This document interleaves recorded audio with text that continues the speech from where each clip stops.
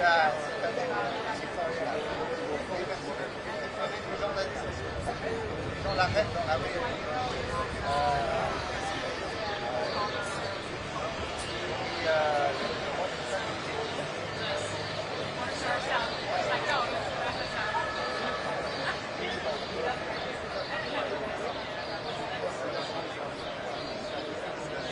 Ça. Non, non, c'est bon, j'adore.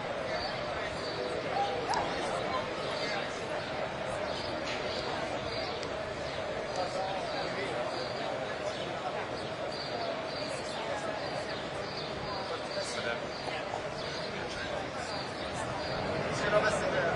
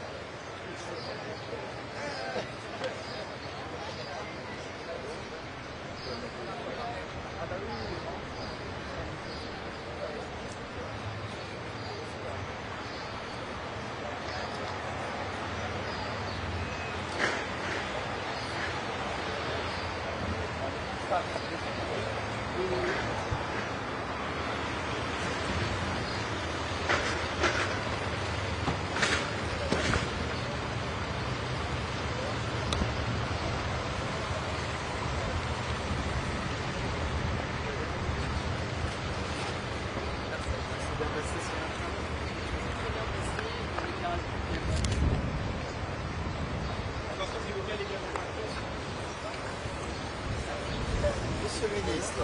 Très très bien.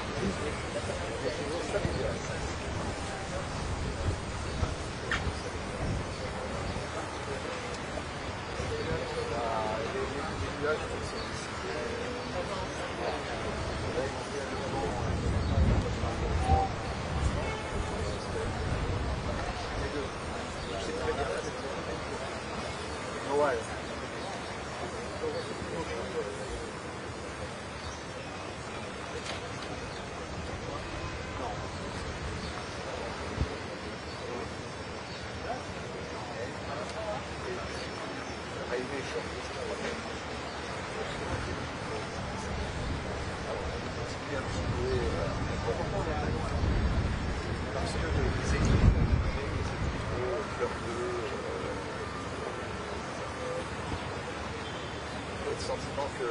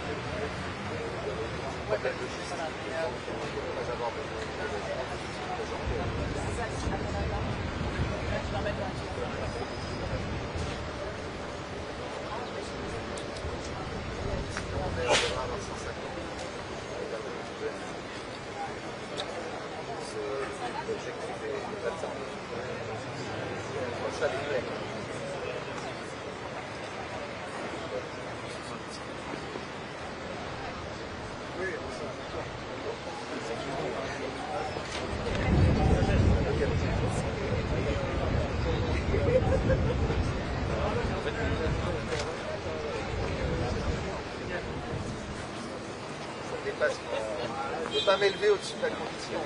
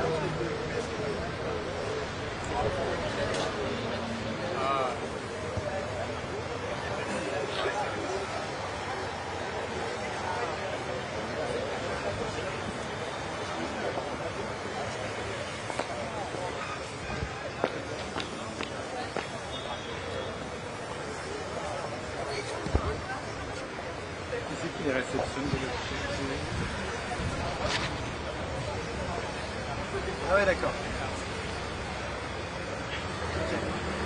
Toute la délégation.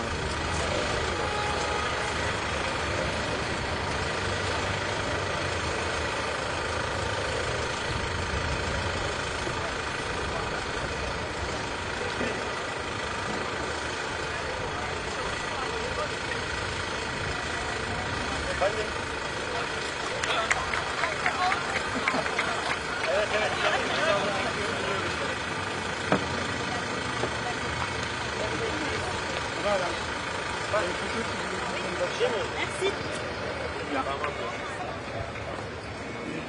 Je ne savais pas qu'il y avait un protocole. La présidente bien hier. de la Bonjour madame.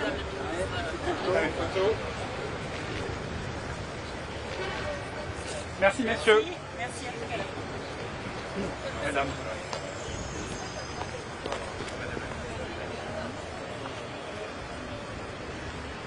Le Brésil, messieurs les photographes.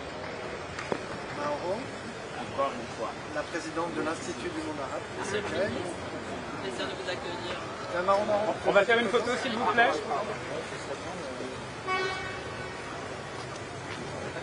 Merci beaucoup. Merci. Madame la ministre d'Andorre. Je ne sais pas si vous connaissez sans doute. Bonjour madame la ministre. Mesdames, messieurs, je vous remercie. Le grand-duc. Ministre du Luxembourg. Pardon. Bonjour, vous allez bien? Bienvenue à l'Institut du monde arabe. Avec plaisir. Je vous remercie. Merci à vous. Monsieur le ministre. Bonne journée. L'Islande, la ministre d'Islande, mesdames, messieurs. Merci. President of the Arab World Institute. Nice to meet you. Je vous remercie. Et le sac. Mesdames, messieurs, la ministre du Canada. Anita, je te présente la présidente de l'Institut du monde arabe. Madame la ministre, plaisir de vous accueillir. Viens, on fait une petite photo. Je vous remercie. So, this is the Arab World Institute. Middle East Observer. Je vous remercie.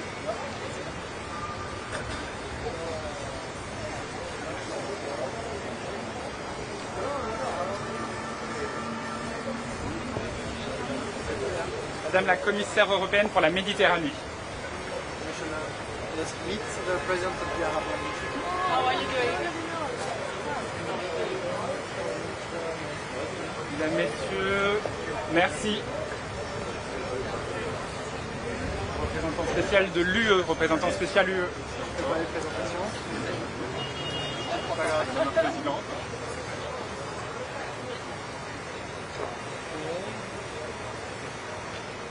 Je vous remercie. Les Émirats Arabes Unis, le ministre, s'il vous plaît. Excellency, you must go avec la présidente. Je vous remercie. Merci. Head of Delegation de Norvège, chef délégation Norvège. Let's work on the election. We should. We're going to have a picture, sir. Oh my lord, I didn't know. Okay. There it is. Mesdames, messieurs, Okay. je vous All right, remercie. thanks so much. Bonjour à nouveau. Espagne.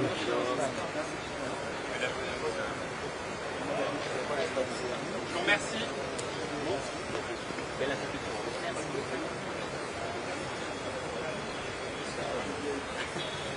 Le Qatar, mesdames, messieurs. Madame.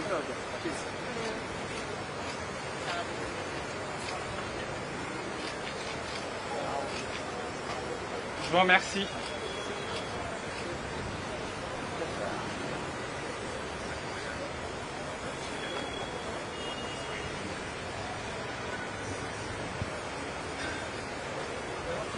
L'Irlande, mesdames, messieurs, chefs de délégation. Merci beaucoup. C'est la présidente.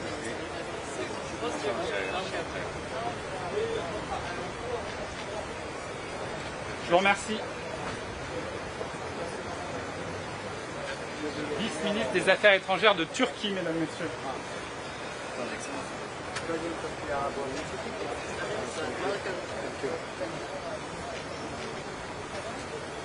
Je vous remercie. Sir. Vice-ministre Affaires étrangères Égypte, mesdames, messieurs.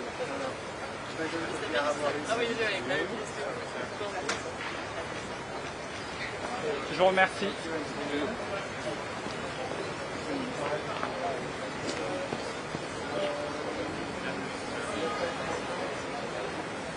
Chef de délégation Mexique, mesdames, messieurs. So you skipped the first game, huh? Yes, I skipped. I appreciate that. Thank you very much. Merci bien.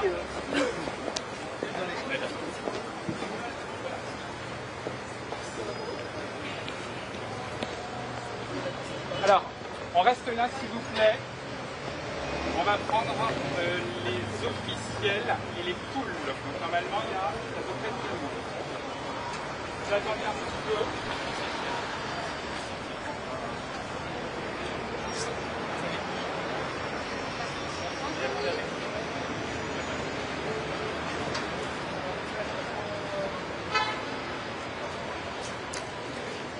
Alors, c'est un petit peu en avant.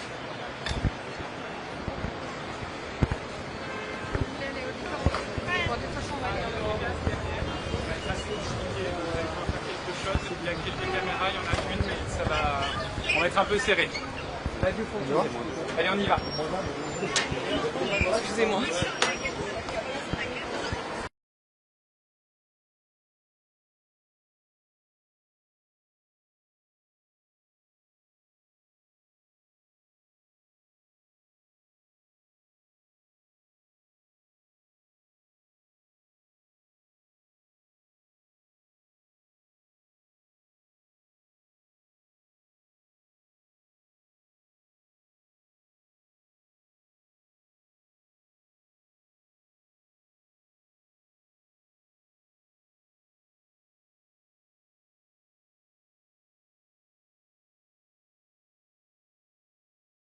So we ask you to take seats. We're going to start in a few minutes now. Thank you.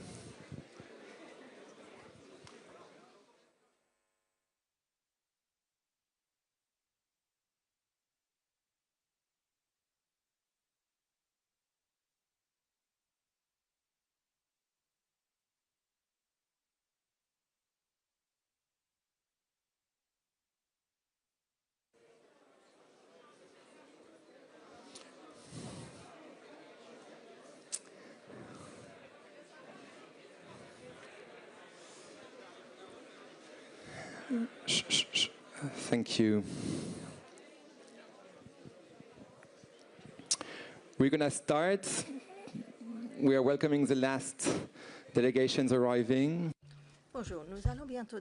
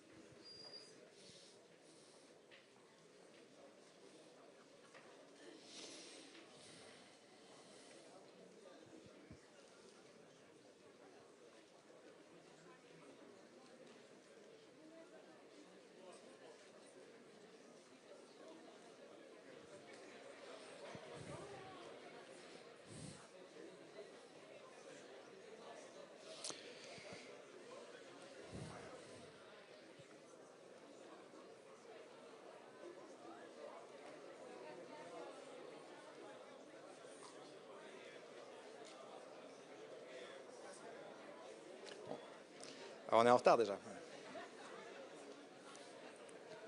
So please, everyone, can you take your seats? We are going to start now. and welcome.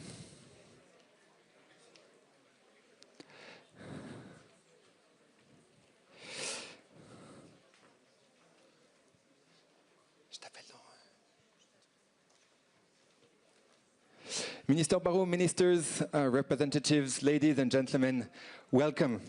Welcome here. Your presence makes this gathering particularly meaningful as it brings together leading voices from civil society dedicated to peace builders, experts, and practitioners committed to the two-state solution.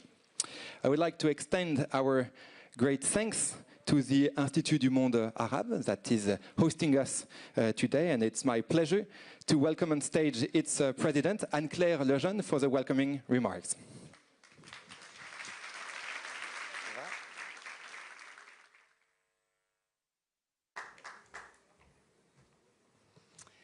Bonjour à tous, mesdames et messieurs les ministres.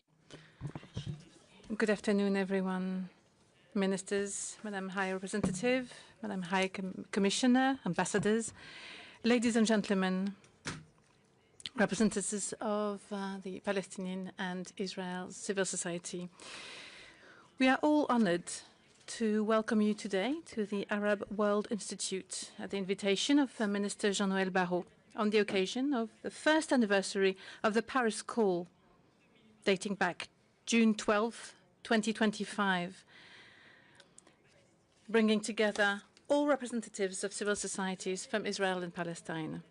Last year's call was a milestone because it was followed by a rare glimmer of hope in many years.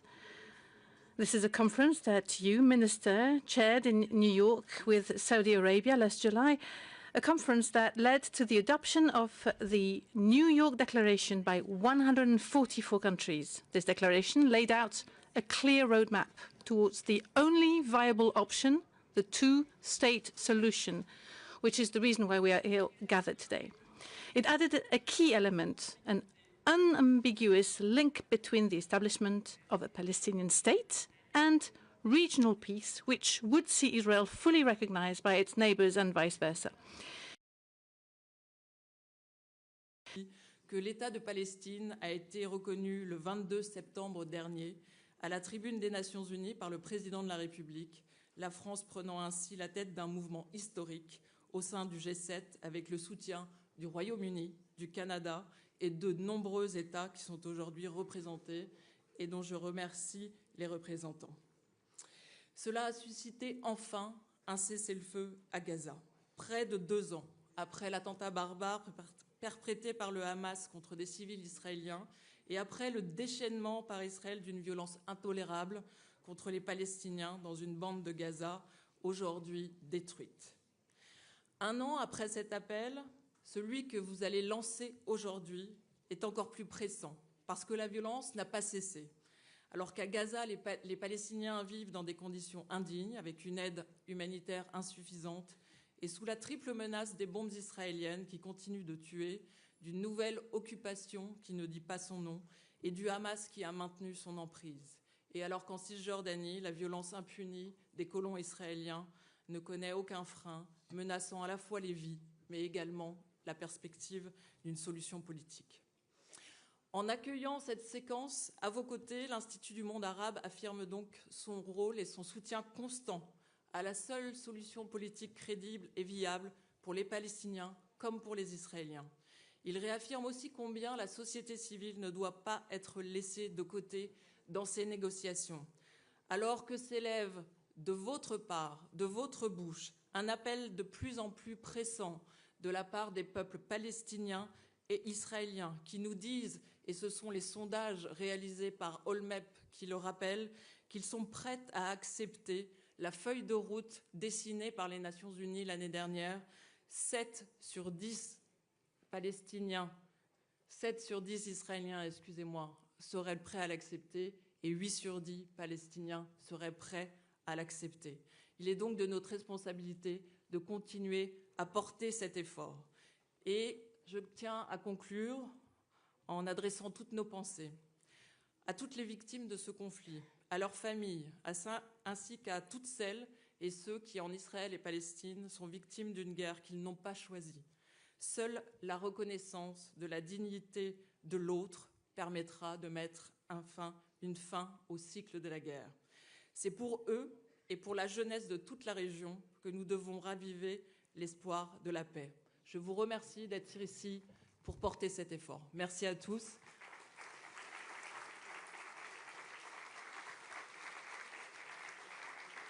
Et sans plus tarder, j'ai le plaisir d'accueillir Jean-Noël Barrot, ministre de l'Europe et des Affaires étrangères de la République française. Merci, Monsieur le ministre. Merci beaucoup, Madame la Présidente. Et je suis venu quelques instants à la tribune avant que se démarre cet après-midi que nous allons passer ensemble pour exprimer ma gratitude. Ma gratitude d'abord à l'égard d'Anne-Claire Legendre, présidente de l'Institut du monde arabe, et à ses équipes qui vous ont permis de travailler cette matinée et qui nous permettent d'échanger cet après-midi. C'est un gros travail que d'accueillir une telle conférence. Ils peuvent en être remerciés. Je vous propose qu'on les applaudisse une nouvelle fois. Je veux avoir des remerciements particuliers pour l'Union européenne, Madame la haute représentante, Madame la commissaire, mais aussi pour la Suisse, qui, par leur soutien, déjà l'année dernière, mais cette année encore, nous permettent de vous faire venir, amis israéliens et palestiniens, et nous permettent de vous accueillir dans les meilleures conditions. Soyez-en remerciés. Et je vous propose qu'on les applaudisse aussi. Je veux saluer et remercier pour leur présence les nombreux ministres des Affaires étrangères, ministres délégués et secrétaires d'État qui ont répondu à notre invitation et qui recueilleront cet après-midi les propositions de la société civile et l'appel qui leur sera lancé. Le Canada, le Brésil, la Belgique, le Luxembourg, l'Islande, Monaco, Andorre, les Émirats arabes unis, le Qatar, l'Égypte, la Turquie, la Norvège, l'Irlande, l'Espagne et le Mexique, auxquels se sont joints les 2 représentants de l'Union européenne. Merci, mesdames et messieurs les ministres, pour votre présence. On peut les applaudir également. J'en viens à celles et ceux qui se sont mobilisés sans relâche, jour et nuit, pour vous faire travailler et pour que vous puissiez être accueillis dans les meilleures conditions pour ce moment si important de relance de cette idée à laquelle nous sommes si indéfectiblement attachés, la solution à 2 États, la reconnaissance mutuelle, le respect en toutes circonstances de la dignité humaine. Et je vais donc leur demander de se lever, car à 3, ils ont réussi le tour de force de nous réunir, membres de gouvernement, représentants de la société civile venus du monde entier. Je demande donc à Iba Casas de Principles for Peace de se lever. Je demande à John Lyndon d'Olmep, et à Anna Assouline des Guerrières de la Paix de se lever également.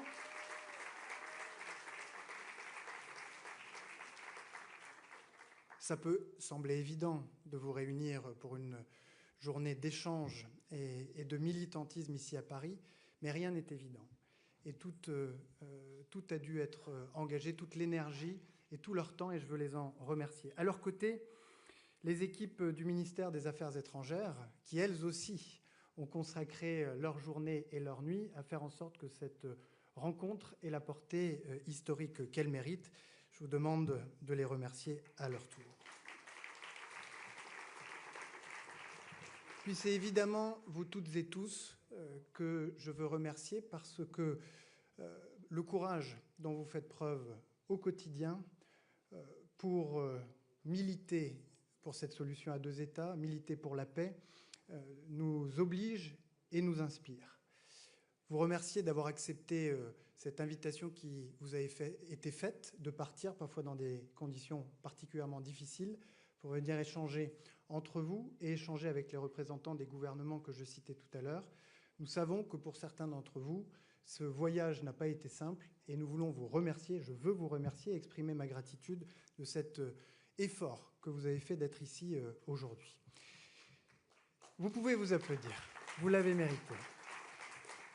Et puis je veux évidemment avoir une pensée pour celles et ceux qui auraient aimé être là, mais qui ne sont pas là aujourd'hui.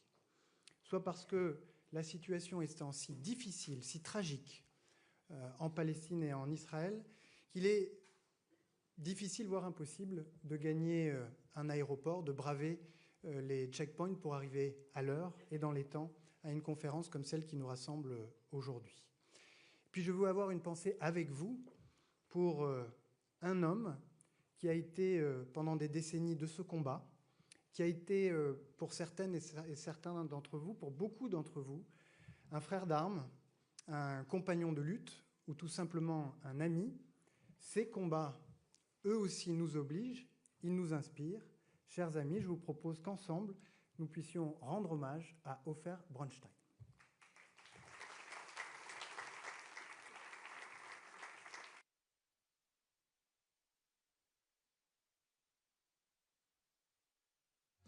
Hi everybody, I'm Archibald of the Trails. Je suis né dans une petite ville du désert dans le sud d'Israël. Je suis très attaché à ce pays où j'ai vécu la moitié de ma vie. Je suis français, je suis européen et je suis l'un des rares Israéliens qui détient aussi un passeport palestinien. Et moi je pense qu'on peut être à la fois pro-israélien et pro-palestinien parce qu'on veut que enfin la paix, la réconciliation s'installe dans cette région pour que ça apaise aussi les communautés ici en France. Les accords de paix signés entre Rabin et Yasser Arafat, c'est le début d'une réconciliation d'Israël avec le monde arabe. Les deux sociétés vivaient des moments à la fois d'espoir extraordinaire, à la fois de possibilités de réconciliation historique et en même temps de grande douleur. Les gens m'ont dit tu vas devenir schizophrène, tu vas plus comprendre à quoi t'appartiens, à qui t'appartiens. Mais je ne suis pas devenu schizophrène, au contraire. Mon rêve, c'est qu'il y ait un État palestinien qui vive côte à côte en bon voisinage avec Israël. C'est deux pays que j'aime beaucoup. Israël, j'y suis né, et la Palestine, j'ai été adopté. Les terroristes qu'il a assassinés et ceux qui l'ont encouragé ont gagné leur bataille. Et nous, on est encore endormis dans notre stupeur. Ce qui est terrible, c'est qu'on n'a pas su protéger la paix, on n'a pas su protéger le début du travail qu'on avait accompli pour vraiment reprendre le flambeau, mais bon, on n'y est pas encore. La valeur la plus importante, c'est la valeur de la vie humaine. Le territoire ne peut pas être sacré. Il n'y a rien de sacré sauf la vie. Et ce qui manque, c'est des leaders religieux, des leaders politiques qui mettent la vie et la valeur de la vie avant toute autre chose. Pour créer une culture de paix, pour créer une dynamique de pédagogie de paix, pour entamer un processus de réconciliation, il va falloir pardonner les uns et les autres d'actes qui ont été commis envers l'autre. C'est ça qui permettra cette dynamique de respect mutuel et de rapprochement entre les deux peuples. Il y a des forces vives dans la société israélienne, il y a des forces vives dans la société palestinienne, elles sont actives, elles savent ce qu'elles veulent. Et ce qu'elles veulent, c'est pas la guerre. Tu crois que tu verras la paix, Ofer? Ouais. Ouais, oui. Il n'y a pas d'autre alternative, hein. Ouais. Enfin, si j'arrête de fumer. We don't only sing, but we dance just as good as we want. In Houston, we just started a new dance called the Tighten Up. This is the music we tighten up with. First, tighten up on the drum. Come on now, drummer. I want you to tighten it up for me now. Oh, yeah. Tighten up on that bass now. Tighten it up. Yeah.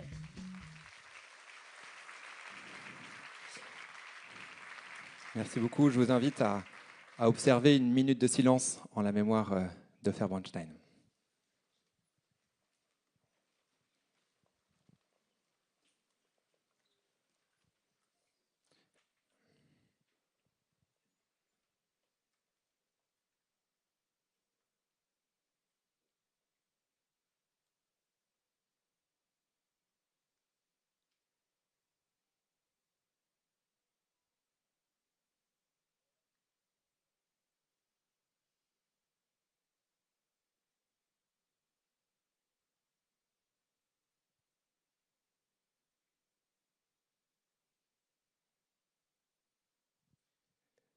Thank you.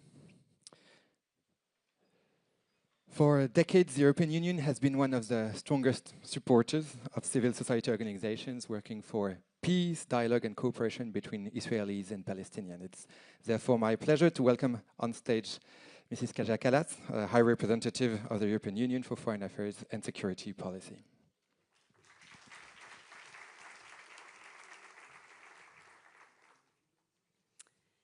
Merci, Jean-Noël, for convening us here today on behalf of France and bringing us together here in Paris.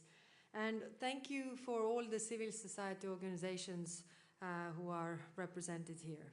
Above all, I want to recognize that your presence here matters. Israelis and Palestinians working together for peace in the middle of the war, division, and depolarization is not only an act of courage, it is also a source of hope. Your work has been tested more than ever, but it is important that you know that it is seen and it is also valued. 1 year ago, here in Paris, civil society produced the Paris Call for the Two-State Solution. Your proposals were reflected in the New York Declaration endorsed by the United Nations General Assembly last September. The lesson is clear. Civil society is not an afterthought of diplomacy. It is an indispensable for building peace. The two-state solution remains the only viable path to bringing lasting peace and stability to the Middle East. It is the only way that both Palestinians and Israelis can live in safety, dignity, and peace. Despite the ceasefire in Gaza and the adoption of the UN Security Council Resolution 2803, the situation remains fragile. In line with the comprehensive plan, Hamas must disarm, Israel must withdraw its forces and ensure the full reopening of crossings. Humanitarian aid must flow into Gaza without obstruction and recovery efforts must begin. The situation in the West Bank is equally alarming. Illegal Israeli settlements continue to expand at an unprecedented pace, and settled violence is increasing without sufficient accountability. As France knows very well, this has been an issue that is very high on the agenda of the EU foreign ministers, and it will be also the discussion point next Monday. At the moment when direct negotiations appear distant, your work as civil society is more important than ever. The EU will continue to back civil society organizations through the EU Peacebuilding Initiative and our foreign policy instruments.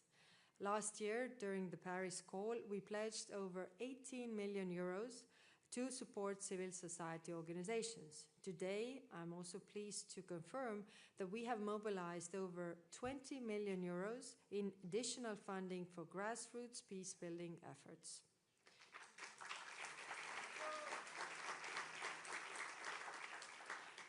The European Union now partners with 88 Israeli and Palestinian civil society organizations operating on the front lines of peacebuilding. Together, you are fostering dialogue, strengthening women's leadership, supporting independent media, and using innovative technologies to engage communities in support of peace. And let me conclude with a word about democracy. Peace and democracy are built by the same hands. A free and pluralistic civil society keeps democratic debate honest. As Israelis prepare to go to the polls and Palestinians look ahead to the election, their leadership has committed to protecting that space for the citizens to advocate for peace will be paramount. So please, our ask today for you is that continue this work. Peace is built both from the top down and also from the bottom up. And it is more durable when women are at the table and civil society is in the room. Thank you. We continue to stand by you. Thank you very much.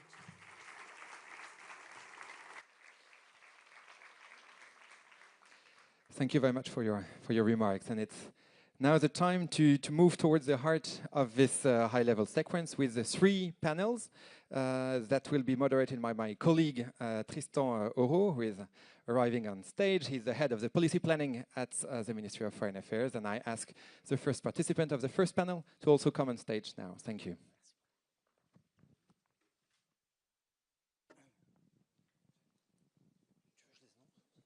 Okay, thank you very much. Good afternoon, everyone. So I will call on stage Eran Nissan, who's going to join on stage with us. Eran is just over there. I'll introduce him in a minute. I'll call as well Nivin Sanduka. And I invite several ministers to join us on stage, namely the ministers of Andorra, Canada, Mexico, Qatar, Spain, and Commissioner Switcher.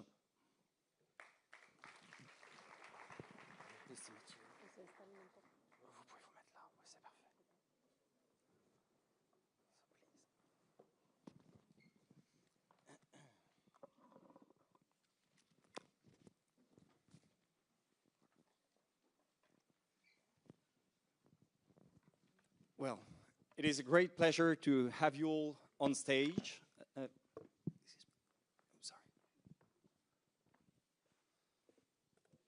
For this very first panel of the afternoon, entitled How to Promote Efficient Narratives for Peace and Advance the Path Towards Democracy and Reform. So as the title suggests, this panel is dedicated to the ways to promote efficient narratives for peace and advance the path towards democracy and reforms, including through the holding of free and fair elections in Palestine.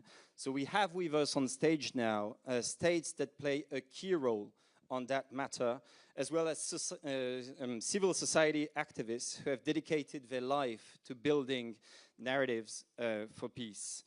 The 2 civil society activists that are with us on stage now will present the result of discussions that took place this morning in the different working groups that were held.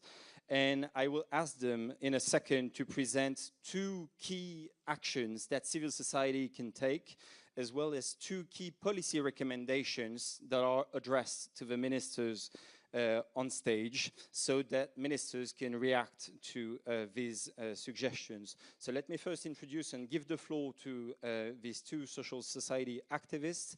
Eran Nissan, you are an Israeli peace activist, member of the OLMEP coalition, and after having served as a combat soldier in the special forces of the Israel military, you have decided to promote a peaceful resolution to the Israeli-Palestinian conflict, and you now serve as the CEO of Maskim, an Israeli progressive movement. Thanks for being here. And thank you very much for him. And Nivin Sanduka, you are a Palestinian peace activist from Jerusalem, regional director of OLMEP, and you now work on a daily basis on the ground to promote narratives for peace and reconciliation. So, Eran, let me first turn to you. If you could share with us the main suggestions that come out from the discussions this morning. So, thank you, everyone. Thank you for having us. Thank you for coming. So me going and bringing a chair is a metaphor, because sometimes when young people, the next generation of leaders and peace builders, they want to come and tell our stories, there's no room for us in the table. So sometimes we need to bring our own folding chairs, and sometimes it's a chair outside of the floor. Yeah. So we believe the next generation of Israelis and Palestinians should have a greater voice in shaping our future. We need to be in the mindset that a conflict that we pass on to our children is a conflict we lost. Now, a bit of statistics before I go to the civil society pledge and the policy recommendations. Israel and Palestine are both very young societies, very young countries. The median age in Israel is 29. The median age in Palestine is 21. So the majority of human beings living between the river and the sea were born after the Oslo Accords. They don't remember courageous leaders advancing peace. The majority of Israelis and Palestinians today, especially young Israelis and Palestinians, not only lived under destructions and terror and trauma and death, but also with the same leadership.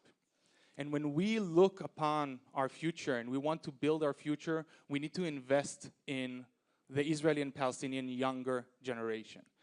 And this kind of event is a metaphorical handshake. Is Israeli and Palestinian civil society coming to the international community and the G7, and we are extending our hand and saying, look, for years we've been coming to you and asking for stuff and telling you what you need to do. But now we're shaking a hand as equals and we're saying, this is what we're going to do and this is what you're going to do to make sure that there is peace between Israel and Palestine. And to create a community that we leave this day not as international actors, diplomats, politicians, and Israeli and Palestinian civil society actors, but as a community that is united with the pursuing dignity and peace and reconciliation and justice and democracy for everyone between the river and the sea. And now, civil society, our pledge. So what are we going to do? Around the representation of young people and women in the political processes, not just the peace processes, but political decision-making, we will cultivate and elevate the voices and stories and individuals who are young, the diverse women, not women in singular, but women in plural. And we pledge to making effective communicators of the next generation of young Israelis and Palestinians. But what you need to do as diplomatic and political actors is invest in uplifting those voices, making sure that when you hold conferences and speeches and roundtables, that not only the voices of civil society are there, but specifically the voices of young Israelis and Palestinians and women, female, feminist Israeli and Palestinians. The second thing is about democratic renewal. And there is an imbalance in the discourse around democratic renewal. There is an expectation about Palestinian reforms, and I can say as an Israeli citizen, as a peace activist, as someone who criticized my government and does not feel represented by my current government, we need democratic renewal in Israel, no less than what needs to happen in Palestine. And we need a diplomatic and international community to have consistent expectations of democratic renewal not just in change of leadership, but also in strengthening democratic institutions, and to make sure that there's accountability to the Israelis and Palestinians on the ground. And we need, again, this is what we're going to do. We're going to keep pushing. We're going to keep fighting. We're going to make sure that we are civil society is pushing young Israelis and Palestinians into a political course in order to take our future in our own hands. But we need your legitimacy and political cover, because this is a necessary step into cultivate legitimacy. Thank you. Thank you very much, Aaron. Let me now turn to you, Nivin, for Thank you. your takeaways of this morning. I would first of all like to thank the French government for hosting us here and for holding this convening for the second year, and for all your excellencies for your interest and being here with us to actually pave the way to connecting civil society with diplomatic international level as well. That said, I think this is an excellent beginning to the second policy recommendation and recommendations that we wanted to say. We do have a big problem back home in Israel and Palestine, is that the narratives have been hijacked for so long by extremists. They are well-funded, they know the exact messages, and they know how to get people radicalized into believing them, into falling into hate and fear of the other, into thinking that there is no solution, there's no state solution, into basically thinking that if we have peace, we're all gonna die. So we need to change the narratives. And this is the first thing that civil society needs to do. Rebranding of the word peace. Peace is a necessity. Peace comes with economic prosperity. Peace comes with economic and regional integration on all different levels, and it comes with a sense of security. That said, we can lead on campaigning to change these narratives. We can choose storytellings and public engagement to change the narratives and how people view peace and how they engage with one another. At the same time, that's what we can do on the level of campaigning. But what is happening today on the ground, as we've heard from the esteemed guests and speakers, is that there is an urgency on the ground today. The disastrous humanitarian situation in Gaza, the settler terror in the West Bank, with the displacement in East Jerusalem, all of these issues are urgent, and we cannot just wait for another political horizon. We need to act today on the ground. Today, civil society is offering protective presence for communities in the West Bank. Israeli and Palestinian institutions and civil societies is actually cooperating together to try to improve the humanitarian situation in Gaza. And we're seeing many organizations who are actually trying to fight back on the displacement in East Jerusalem and other places, together as working on rights of shared societies. All of this creates a narrative for peace. But in order for all of this to happen, which we take upon ourselves as a pledge to continue to do, we do need funding. We do need the international community to continue with supporting the International Fund. And here, I would like to thank the UK government for leading on the establishment of the International Fund for Peace for Palestinians and Israelis. But that is not enough, because we also need you to pledge money and to put money in that fund. At the same time, we hope that this work and everything that we are offering in a sense of political solutions, the two-state solution is not one shade. There's many shades of a two-state solution. And civil society knows very well what those shades are and what the people need. So exactly what Iran was saying, we do need a place at the table to offer you what we're hearing back from our communities so that we can have a sustained and lasting peace for all. Thank you. Thank you very much. Thank you very much, Niveen and Iran, for these powerful words. The importance of youth, women, democratic renewal, peace at the center of the narrative, urgency, those are key elements you underlined. We have limited time, so I need to make a point of order in the sense that we will have to limit interventions to 3 minutes. I know it's my role to say so because we're operating on a tight schedule. So I'll ask now for reactions by ministers standing on the stage, and I'll ask you to keep your interventions short and crisp so that everyone can have a chance to speak. And I'll turn first to Minister Ima Torfhaus from Indore. Merci, et je tiens tout d'abord à remercier la France, cher Jean-Noël Barrot, pour l'organisation de cette conférence dans la continuité de l'appel de Paris de 2025. Cet appel qui qualifiait la catastrophe humanitaire à Gaza de, je cite, « blessure morale sur la conscience du monde », a conduit à la conférence pour la solution à 2 États. La principauté d'Andorre y a participé et nous avons reconnu la Palestine, considérant cette reconnaissance comme une étape indispensable pour la paix dans la région. Aujourd'hui, avec cette conférence, une nouvelle étape semble franchie. La pertinence des recommandations qui nous sont présentées montre que le dialogue entre les sociétés civiles israéliennes et palestiniennes est non seulement possible, ce qui est déjà important en soi, mais qu'il peut être de surcroît fructueux. Ce dialogue est porteur de l'espoir d'une paix possible, car la paix ne se construit pas qu'à travers les grands accords politiques, même si ceux-ci sont indispensables. Elle se construit au quotidien grâce à des femmes, et j'insiste sur le rôle indispensable des femmes, grâce à des femmes et des hommes qui travaillent à combattre les discours de haine et à restaurer une forme de confiance mutuelle.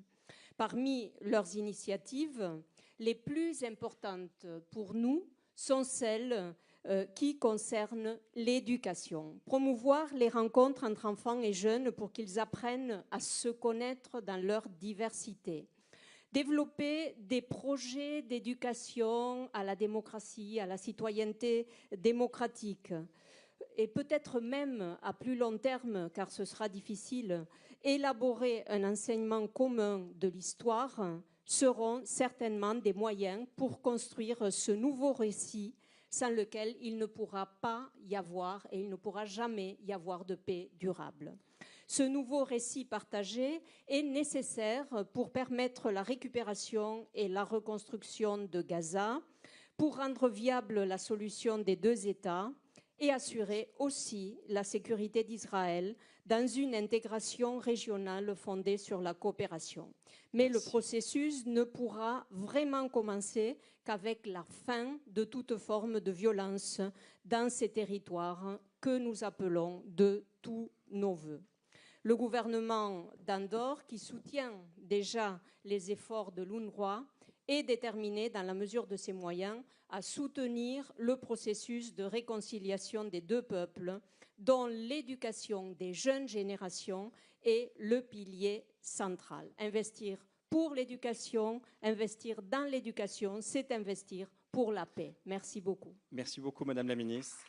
And I now turn to the Canadian Minister of Foreign Affairs, Anita Anand, for reactions as well. Merci beaucoup, Jean-Noël, premièrement, pour votre présence, votre fortitude toujours sur la politique nécessaire dans la situation géopolitique et surtout dans la région, dans le Moyen-Orient.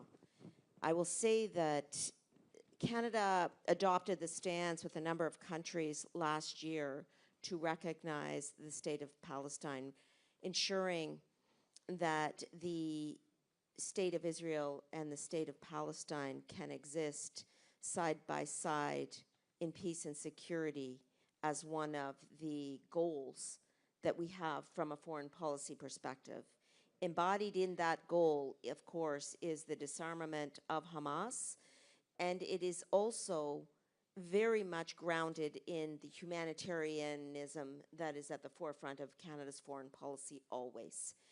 I will say that this morning's conversation with les membres de société civile, c'était incroyable parce que nous avons réalisé que c'est nécessaire toujours d'avoir une politique et la diplomatie avec la société civile. Ce n'est pas seulement deux niveaux, on doit fonctionner sur le même niveau. Donc, I have three announcements. The first is in response directly to the need for more humanitarian aid. Canada is announcing today $100 million in funding to support the people of Palestine, bringing Canada's total response to $500 million for the people of Palestine in terms of humanitarian aid. This funding is going to support emergency medical assistance, protection and shelter, sanitation, as well as food and water. And we will continue to advocate for all countries where possible to provide such humanitarian aid. The second announcement is in terms of the Peace Fund that was referred to earlier.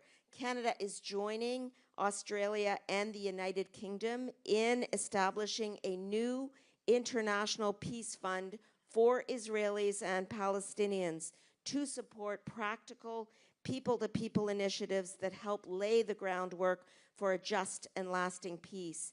We are putting on the table $2 million over 3 years for the Peace Fund. And once again, Canada will continue to advocate for the other countries who believe in peace as the basis for moving forward to join this effort. And finally, let me say that we have to continue to stand together with the international community in terms of the extremism from settlers in the West Bank. Canada has initiated a 5th round of sanctions against extremist settlers. We will continue to ensure that international law is upheld. We will continue to stand with the egregious moves into what is already identified to be Palestinian territory. And finally, mes amis de société civile, your stories stay with me. Your determination will continue to inspire me. Thank you so much for your work, for your advocacy always. Thank you very much, Minister, for these powerful words. Let me now turn to Madam Maria Teresa Mercado, who's Vice Minister for Multilateral Affairs in Mexico. Thank you very much. On behalf of the government of Mexico, I wish to express our appreciation to Minister Jean-Noël Barrot and to the government of France for convening this important initiative together with civil society and representatives from Israel and Palestine. In September 2025, Mexico co-chaired together with Canada and Qatar the Working Group on Narratives for Peace of the UN High-Level International Conference on the Two-State Solution. From that experience, we are convinced that peace must be achieved through dialogue and absolute respect for international law and human rights. Mexico believes in international cooperation, and we recognize that every conflict has a human face, a dimension that must never be overlooked. We believe that the resolution of any confrontation lies not in the power of force, but in the force of reason and dialogue. It is clear to us that the international community cannot remain quiet to what is happening in the Middle East, in Gaza, and other areas of the occupied Palestinian territory. Mexico's position is clear and long-standing. We support a comprehensive political solution to this conflict based on the two-state framework.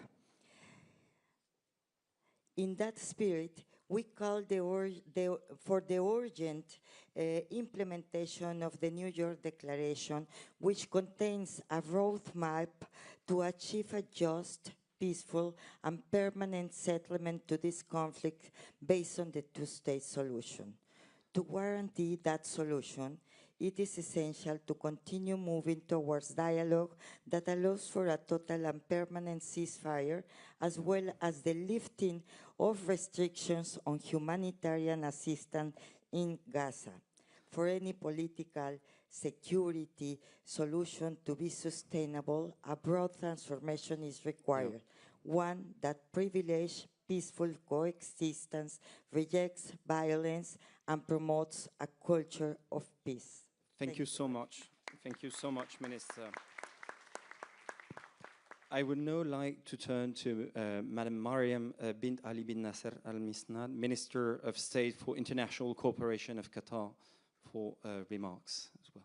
Thank you so much. The position of Qatar is very clear. We've always supported the political path of the two-state solutions. And when we talk about the political path and two-state solutions, it means peace. And peace cannot be achieved unless if it's signed only on texts or documents.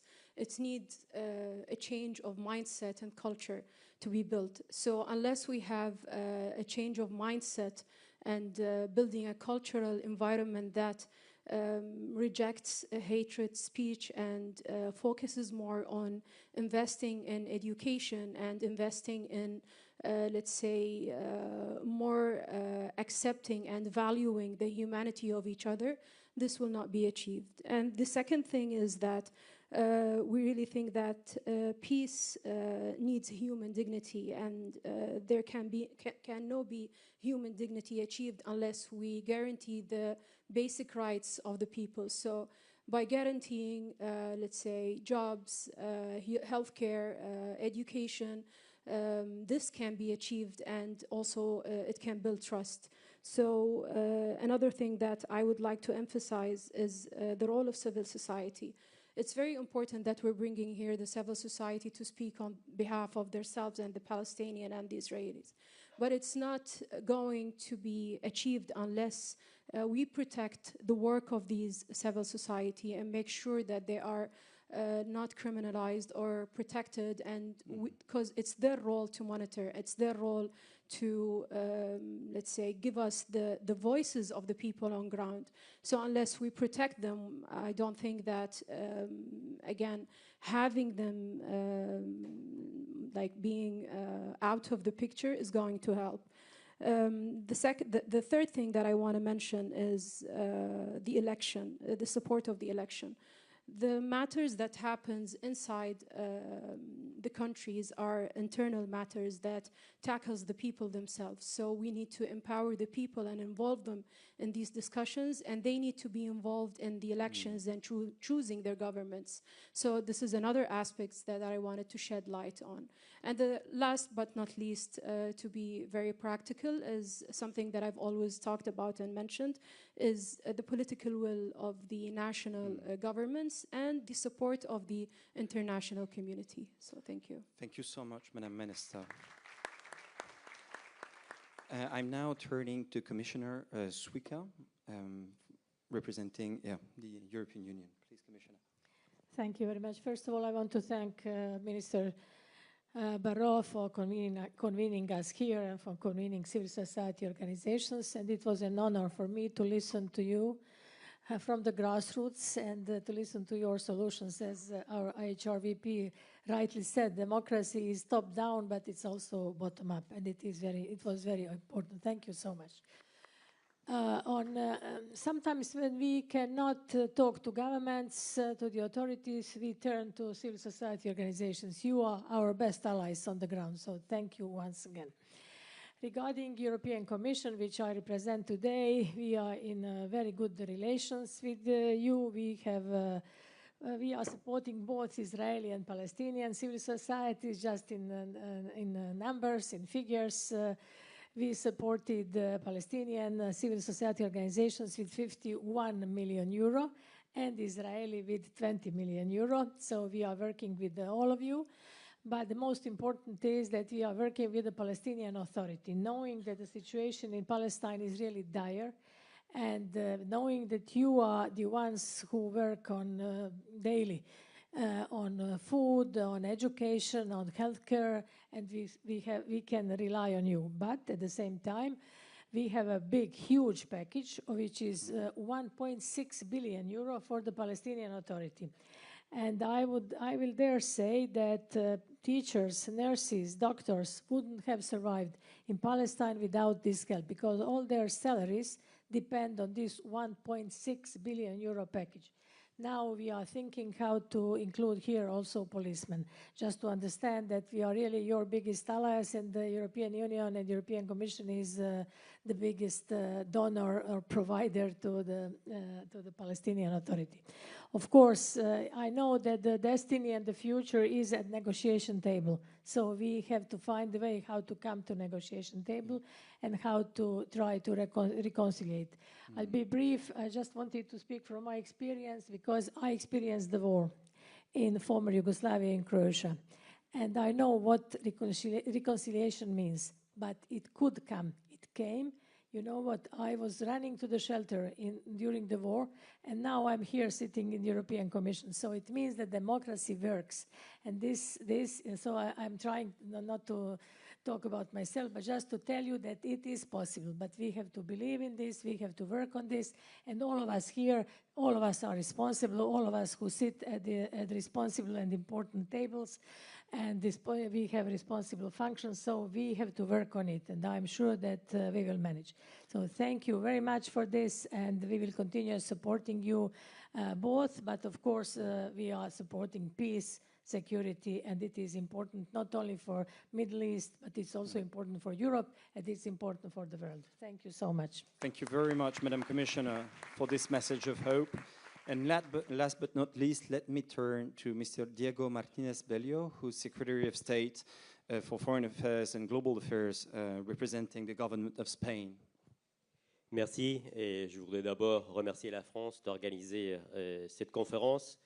Et je voudrais aussi avoir quelques mots pour mon ami Ofer Bronstein, J'ai passé des bons moments avec lui à Madrid, à Paris, à Jérusalem, à New York. Et c'était une personne qui avait un engagement total pour la paix et qui avait une volonté de dialogue et aussi une joie de vivre. Et c'est une grande perte pour tous.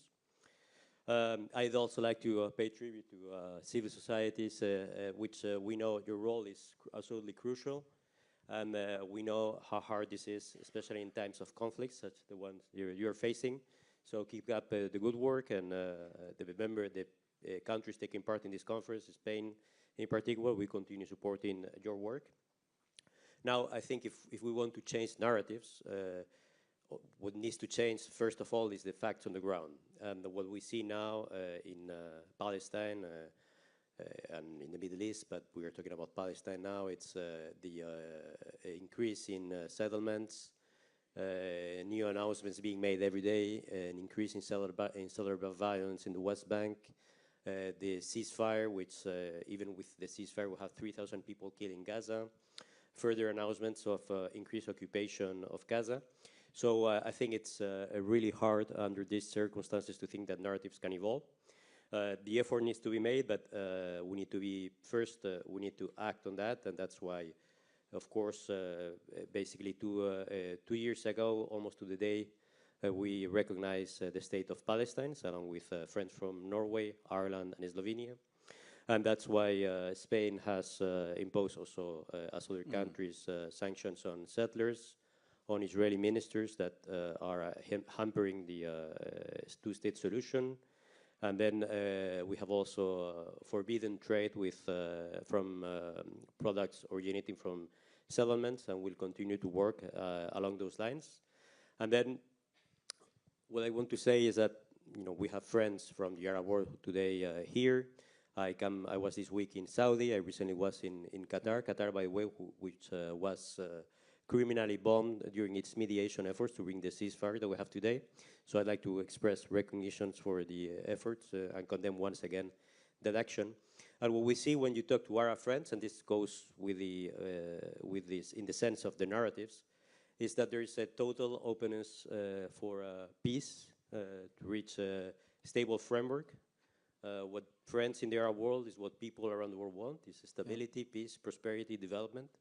And this includes a country, an important country such as Israel. And I think it's very important, and this is something that needs to get through, and that's why your role is crucial, is that this gets through to Israeli society. And there's an opportunity for peace. And I don't think there's ever been a better opportunity for peace if the steps are taken. And I don't think there will ever be a better opportunity. So your work is crucial. And I know it's very hard, I said, for both. I think it's probably, especially in this context, for our friends in Israel. And we need your help to get this message through to Israeli society. Thank you very much. Thank you very much, Minister. And that concludes our first panel. So please join me in applauding all the participants. Thanks again for your powerful messages.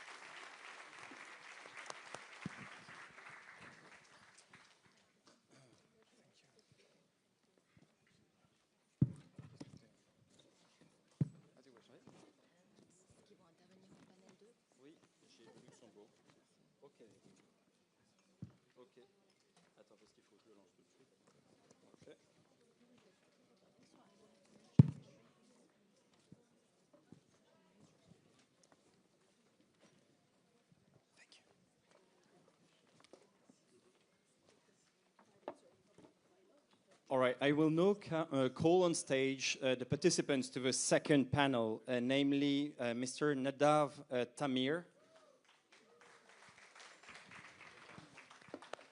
Madam Tani Abudaka, as well as ministers representing Luxembourg, Brazil, Iceland, and Norway. Please come on stage for the second panel.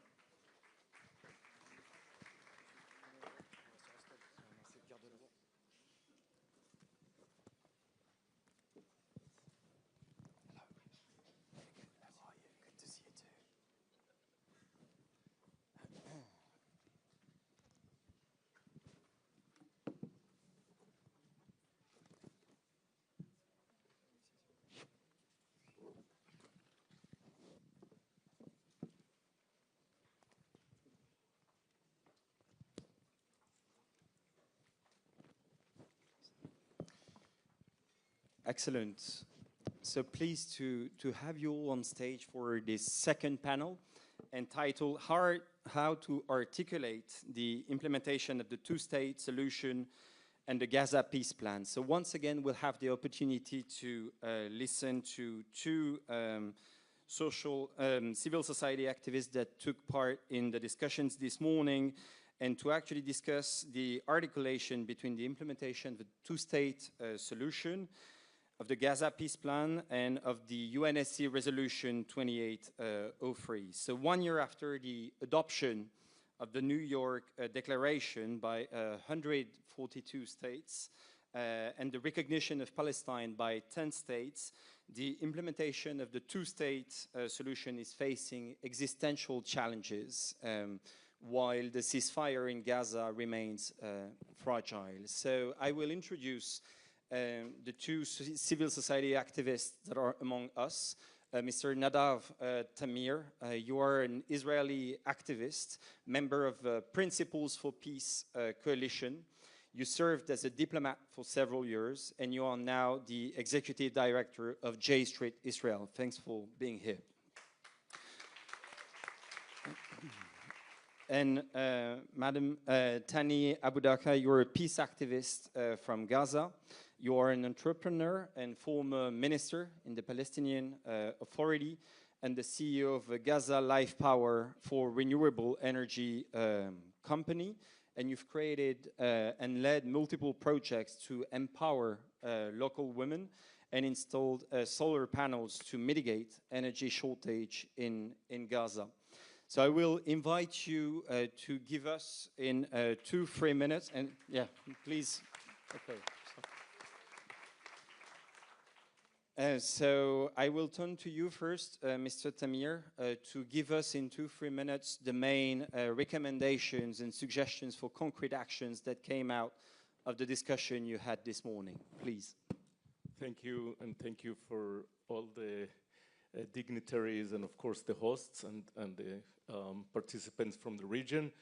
Iran, Nissan made it pretty obvious that I'm not one of those youngsters.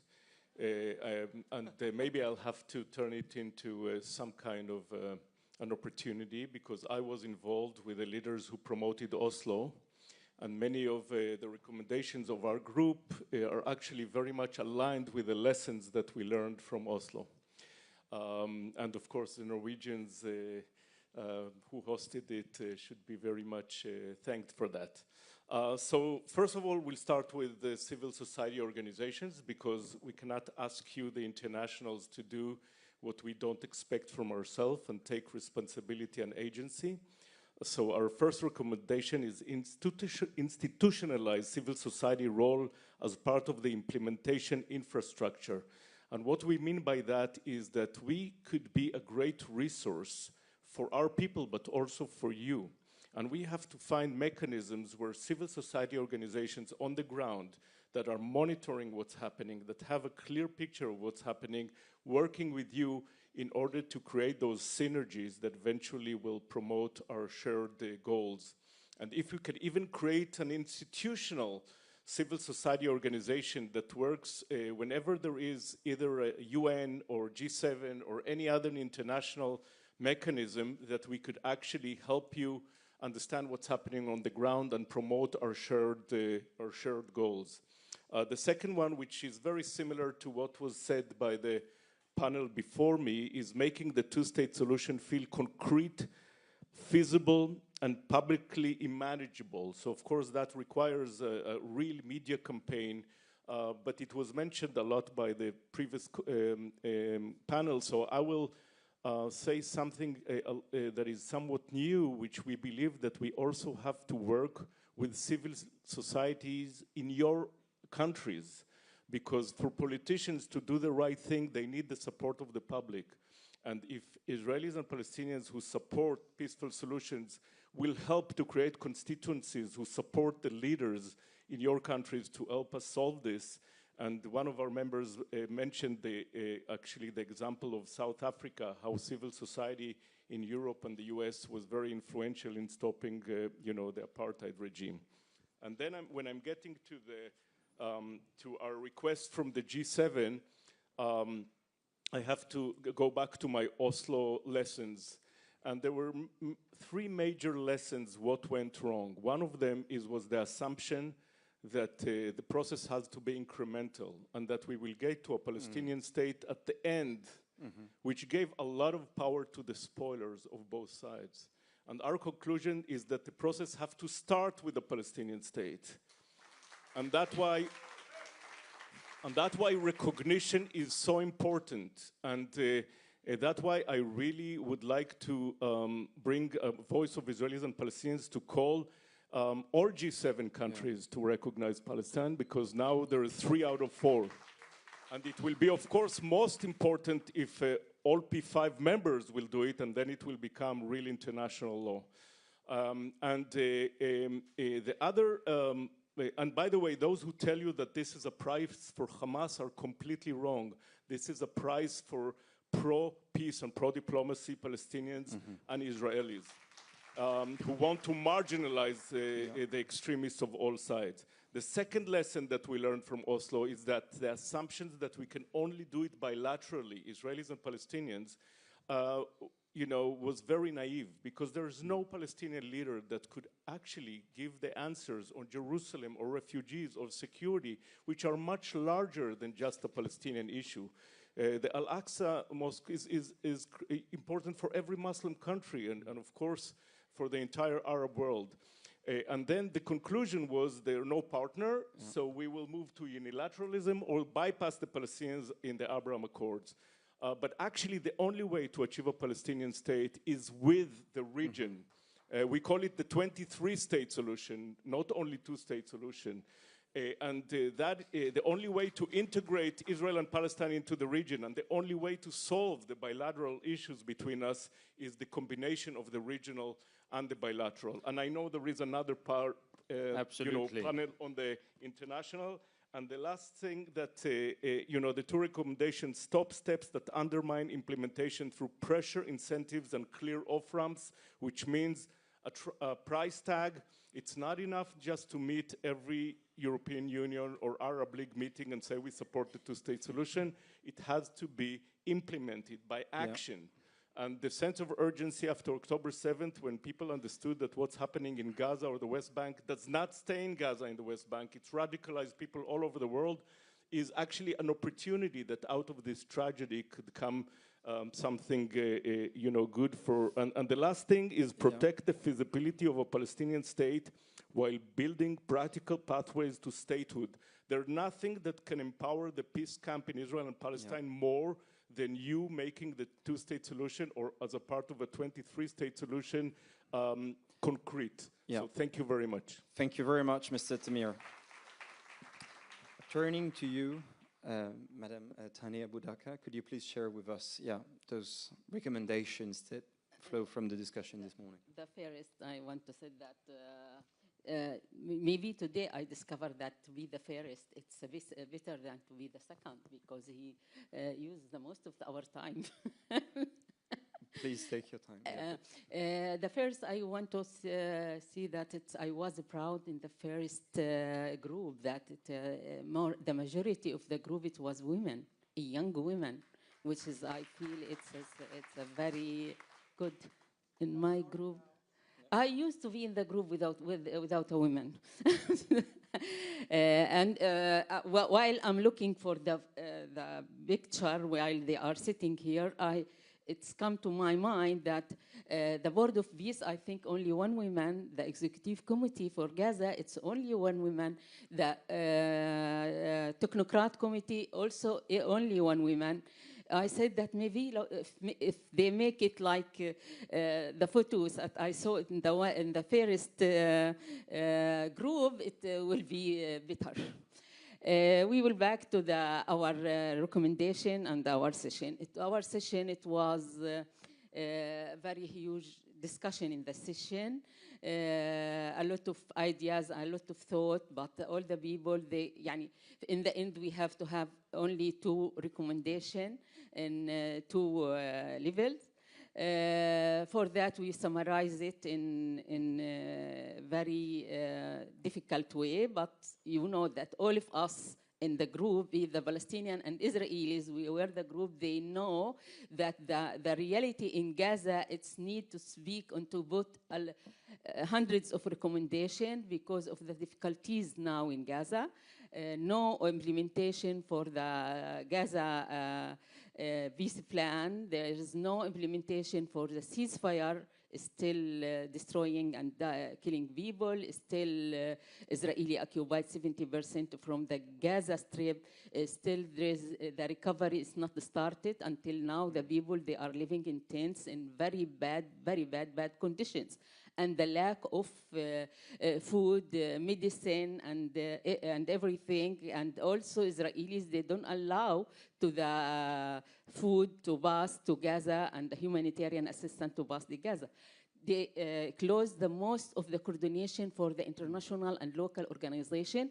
They only open it for the traders and the private sector, which is they make it a disaster. They bring the things which is not very important, and they sell it by very high prices.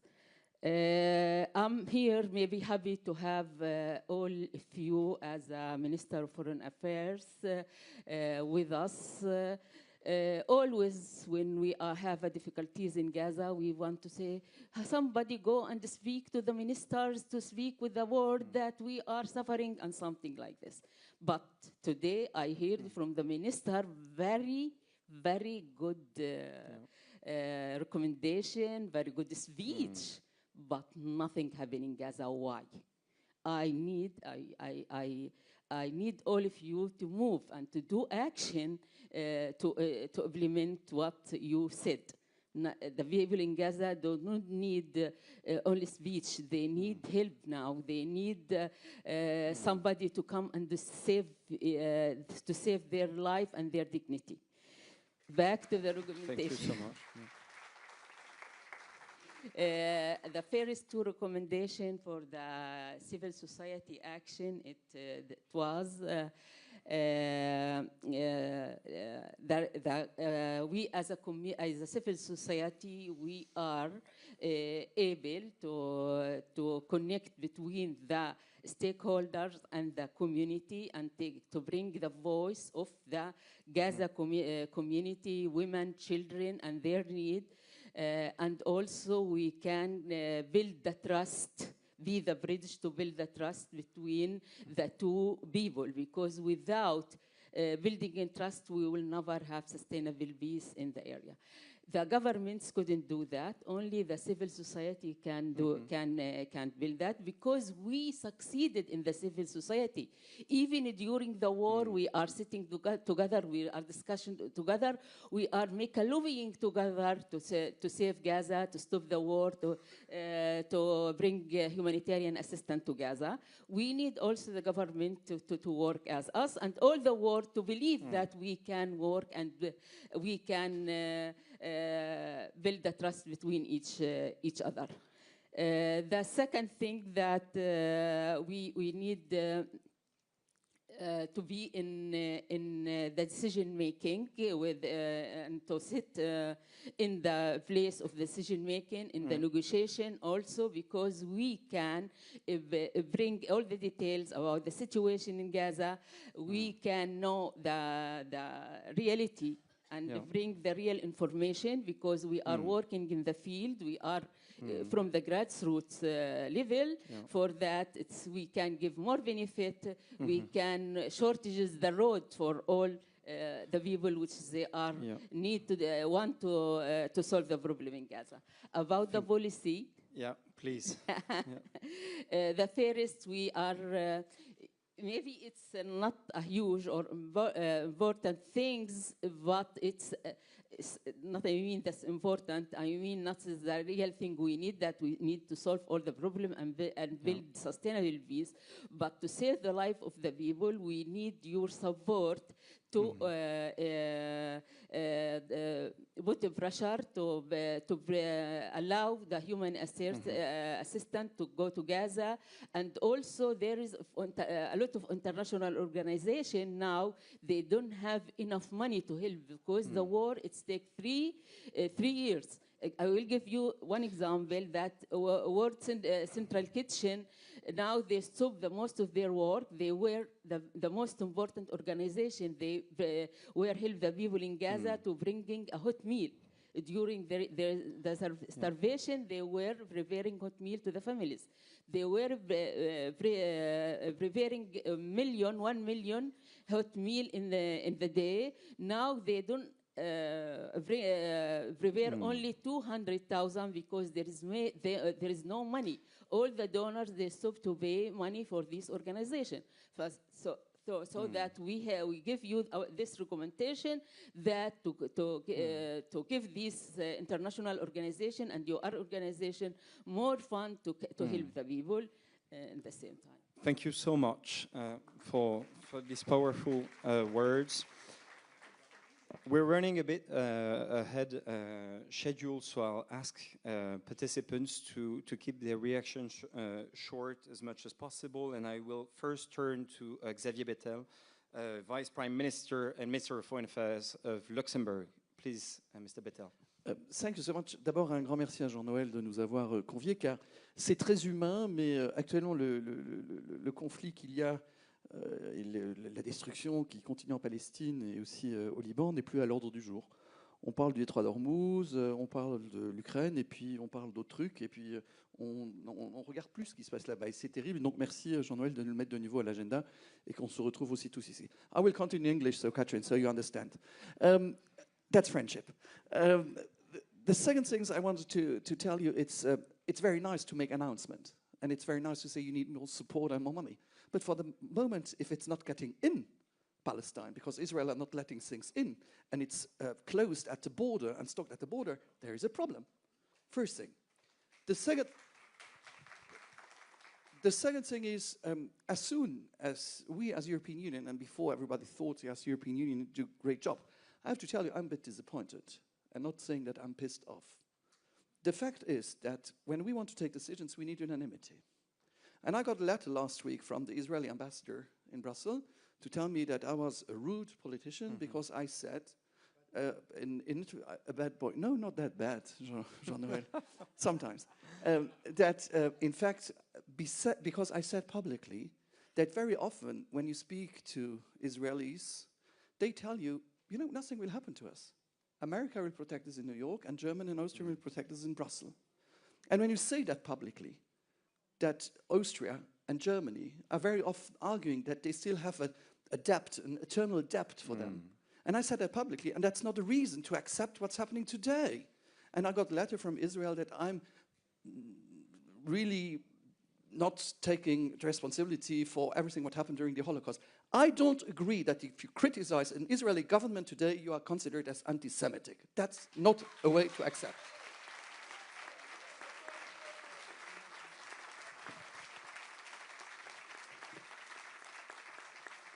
One important topic, and I said it to Jean-Noël too, when we changed my government's position to recognize Palestine last year, it was a difficult step because not everybody was in favor. It would be important also a year after to make a rendezvous also what has been done, why it was so useful to have this common decision from France to have this recognition, because after Slovenia, Ireland, and Spain, it was important, it was the first step. But I'm waiting that this recognition also brings something for the Palestinians on the ground. And last, but I could speak for hours about everything I'm stressed of. I just want to tell you, I just got the news that UNRWA had to fire 70 people today because they said that these 100 people, and there is a risk that UNRWA will be put by the Americans on a terrorist list in the next hours or next days. I've been there. I just want to tell you that, and the topic was about peace, board of peace, and etc. UNRWA is the only one able to have health, education, and food. And if we think that a board of peace is the solution, where it is like a golf club, where people decide what is good for a region without having this region around the table, and where at the end of the day it's just destroying multilateralism. I believe in the UN. I believe in the UN. UN is not perfect, but at least it respects the size of the countries, the backgrounds of the countries, and it's not because just of money reasons that we do politics on the ground. So I'm not in favor of the... If there is a solution tomorrow, and a step and peace, I agree. But for the moment, I just see the continuation of destruction. I see people having no food, and I see Lebanon, and I see West settlers. I see what's happening in West Bank, and I just can't shut up because of that. I'm sorry.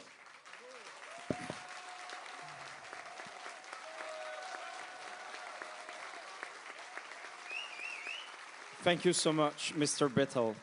And I will now turn to Mr. Mauro Luis Leque Vieira, Minister of Foreign Affairs of Brazil.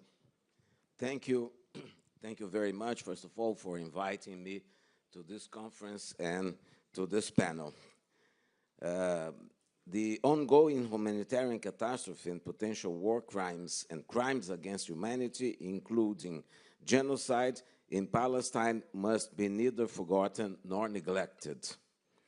I therefore express Brazil's appreciation for Minister Barro's initiative in convening world leaders to bring Palestine back to the forefront of the international community's priorities. I also wish to pay tribute to the efforts of the Palestinian and Israeli civil society actors present here today. For decades, laws and measures have been imposed to segregate and divide you. As stated by the International Court of Justice, these laws and policies maintain a near-complete separation in the West Bank and East Jerusalem, amounting to a breach of Article 3 of the International Convention on the Elimination of All Forms of Racial Discrimination.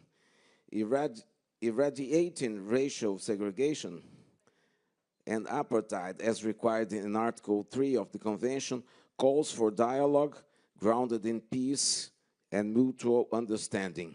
I would like to add that in Brazil, in its explanation of vote at the UN in 1947, expressed doubts as to whether the two-state solution could be viable in the absence of meaningful relations between the two peoples. This continues to be very important today. In face of the unprecedented levels of physical destruction, humanitarian suffering, and separation, your courage, the civil society courage, in remaining united is essential to rebuild the social fabric and enable a society that's capable of healing together. Equally important is the state's commitment to international law. In 1916, a Brazilian diplomat and jurist, Rui Barbosa, warned that neutrality admits no passivity and that there can be no impartiality between law and justice. These principles continue to guide Brazil's enduring commitment to an international order grounded on international law. In this spirit, Brazil co-chaired alongside with Senegal the working group on the promotion of respect for international law with a view to implementing the two-state solution at the 2026 Conference on the Implementation of the Two-State Solution. Resolution ES 10/24, the Brussels Menu of Choice, and the New York Declaration and its annex already set out a clear roadmap. What remains lacking is not guidance, but political will to implement these recommendations. We must not wait passively while widespread illegality and injustice persists. That would not be neutrality, but neglect, as Rui Barbosa underscored nearly a century ago. I thank you.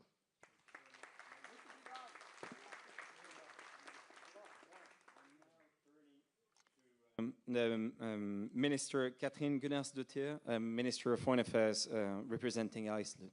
Yes, thank you so much, and thank you, Jean-Noël, for the invitation here today to join you, and it's always good to meet my beloved colleagues here, and I agree with everything what Xavier and all of you sit here. It's really important to meet the colleagues, but it's also very valuable for me to have this opportunity to meet with Israeli and Palestinian civil society representatives, where it's so obviously you are so committed to a lasting peace, security, and justice for all in the Middle East. Very good to feel this and notice this sincere and united approach from all of you here. Iceland We recognized the first European country to recognize the state of Palestine back in 2011, and we sincerely believe that the two-state solution, where Israeli and Palestinians live side by side in peace and mutual recognition, that is the only viable path from our point of view towards sustainable peace and security. We have also endorsed the New York Declaration, which, as we know, provides a roadmap for the implementation of the two-state solution and also support Resolution 2803. And the promise of that resolution, however, from my point of view as well, remains unrealized, and progress is deeply needed towards the peace and relief it pledged for the Palestinians in Gaza. So its implementation is of course, crucial. Humanitarian assistance, very important. Recovery and reconstruction will have to go hand in hand in Palestine, and humanitarian and development actors must work closely together with very important relevant local institutions to ensure it achieves its desired results. Okay, so we should, as an Icelander coming from a small nation, 400,000, a little bit smaller than Luxembourg, with no army, very peaceful nation. How can we be of use? So we are, firstly, we are supporting financially international humanitarian institution as UNRWA. UNRWA is our main focus, and why? Because it supports the building of infrastructure through education and healthcare, focusing also on youth, young people, and not least women first. Secondly, we have also made an agreement with the PA, 3 years agreement to support that we have a good and strong and recognize the governance in Palestine. And thirdly, what can a small country do? We can use our voice. And that is what we are doing. We have consistently been standing up for international law, including international humanitarian law and human rights. And we also underlined this by deciding to intervene in the case brought by South Africa against Israel before the International Court of Justice. And from my point of view, by intervening in the case as a contracting party to the convention, we enter the Convention on Genocide, UN Genocide Convention. We are also underlining our trust for independent and impartial courts and the role they play now in the rule-based order. So advocating for peace, we are calling for action, understandably. But I think it's very important when we are advocating for peace, for a lasting peace, that we also have in mind that the multilateral system that we hold so dearly of, like the UN institution, etc., EU as well, all the multilateral system is in a way under attack. And that's why we have to have the courage to stand up for the rules-based order, for the respect for international law, not least human rights and humanitarian law. So that is the position of Iceland regarding Palestine. We are doing what we can in that regard. Thank you very much, Minister. And last but not least, let me turn to Secretary of State of Norway for Foreign Affairs, Andreas Motzfeldt Kravik. Please. Thank you. Thank you very much. Thank you to my colleagues here up on the stage. I think I can align myself with everything that has been said. I just want to take a step back and say, when I entered the building, I was greeted by 3 individuals, 3 members from civil society, and despite the hopelessness and the hardship, I felt optimism, determination, and vigilance, and that is contagious, that is inspiring, and that's exactly what we need. So I'm really grateful for this ethos that you are exhibiting. I have to say, when we talk about this conflict, we can talk about policies, but we should also talk about mindset and narratives. And I think it's important to understand that in order for this conflict to be resolved long-term in a sustainable fashion, it's incumbent on all of us to see the humanism in the other side, and that is difficult. I think I will submit that this has never been more difficult than at the current moment, especially in conflicts like this with such a brutal conflict and the barbarism that we've seen over the course of the last few years. Israelis will rightly point to the barbarism exhibited by Hamas. Palestinians will point to tens of thousands of civilians killed, settlements expanding, now the death penalty having been enacted, directed against one group, just intolerable and unacceptable policies. So how do we come at this? And I think all of this is augmented by social media. Social media is driving us all to become more polarized, more extremist almost. That's how, if you want to get traction on social media, that's how you do it. And that's just one of the effects. Another effect is you start thinking that the other side is just is only comprising extremists and people unwilling to compromise. But what you are showing is that it is possible to find landing zones. It is possible to find compromise, and that is extremely important. Let me just say a few words about some policies that we think are important. I'd like to align myself with the first speaker. The Oslo process, and I can speak to that as a Norwegian, I think, with some authority, presupposed that we would get to a Palestinian state by incremental steps. But I think he is right in saying that we were all held hostage by this way of thinking, because Israel would typically say, don't do this, don't do that, because you will undermine the process. At some point, we had to say enough. And that's why we and others decided to recognize Palestine as a state. So I think there are some negative trend lines, but there are also some positive trend lines. And the first and foremost positive trend is that never in human history has more states recognized Palestine as a sovereign state. That is important.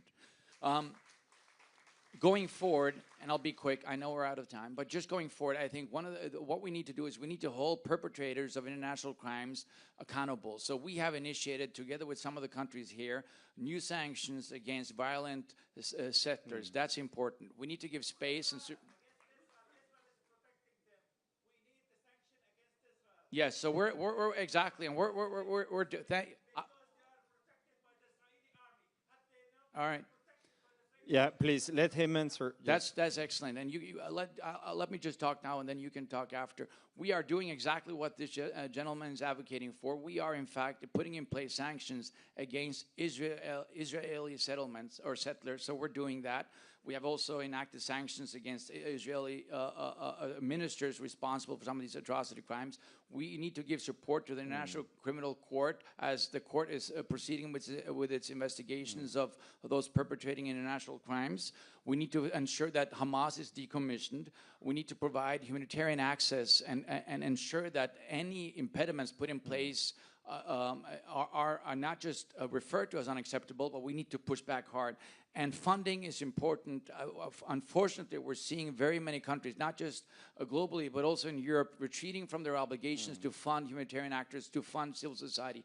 And finally, what we need to do, and this is my very last point, we need to ensure that civil society is at the table when solutions are discussed. So thank you very much. Thank you for that last point, which echoed what was said.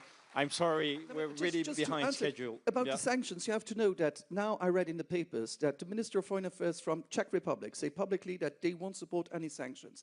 That Slovenia said that they won't support any sanctions. That the Israelis said that they will open now an embassy in Slovenia.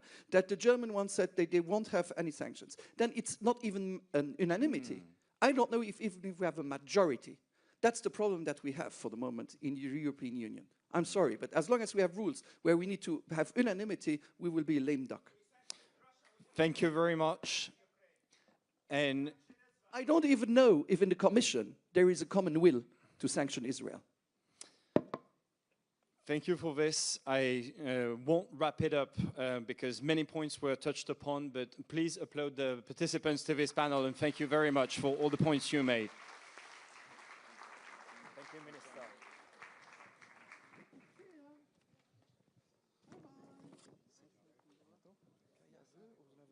Comment? Ah ben je sais bien. Ouais, je sais bien. And for our third panel, it's my pleasure to call on stage Mr. Guidon Bromberg and Madam Iba Casas. as well as ministers from Egypt, the Emirates, Ireland, Turkey, and Monaco. So please come on stage for this third panel.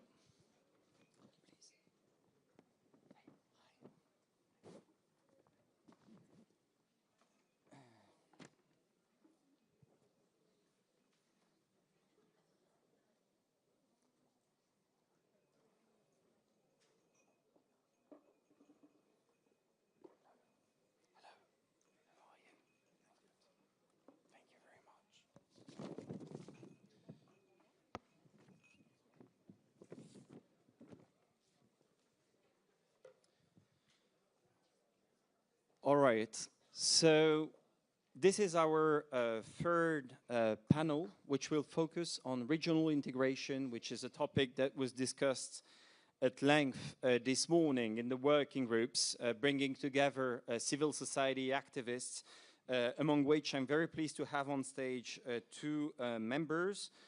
First of all, Gideon Bromberg, you're a member of the Principles for Peace and ALMUP coalitions.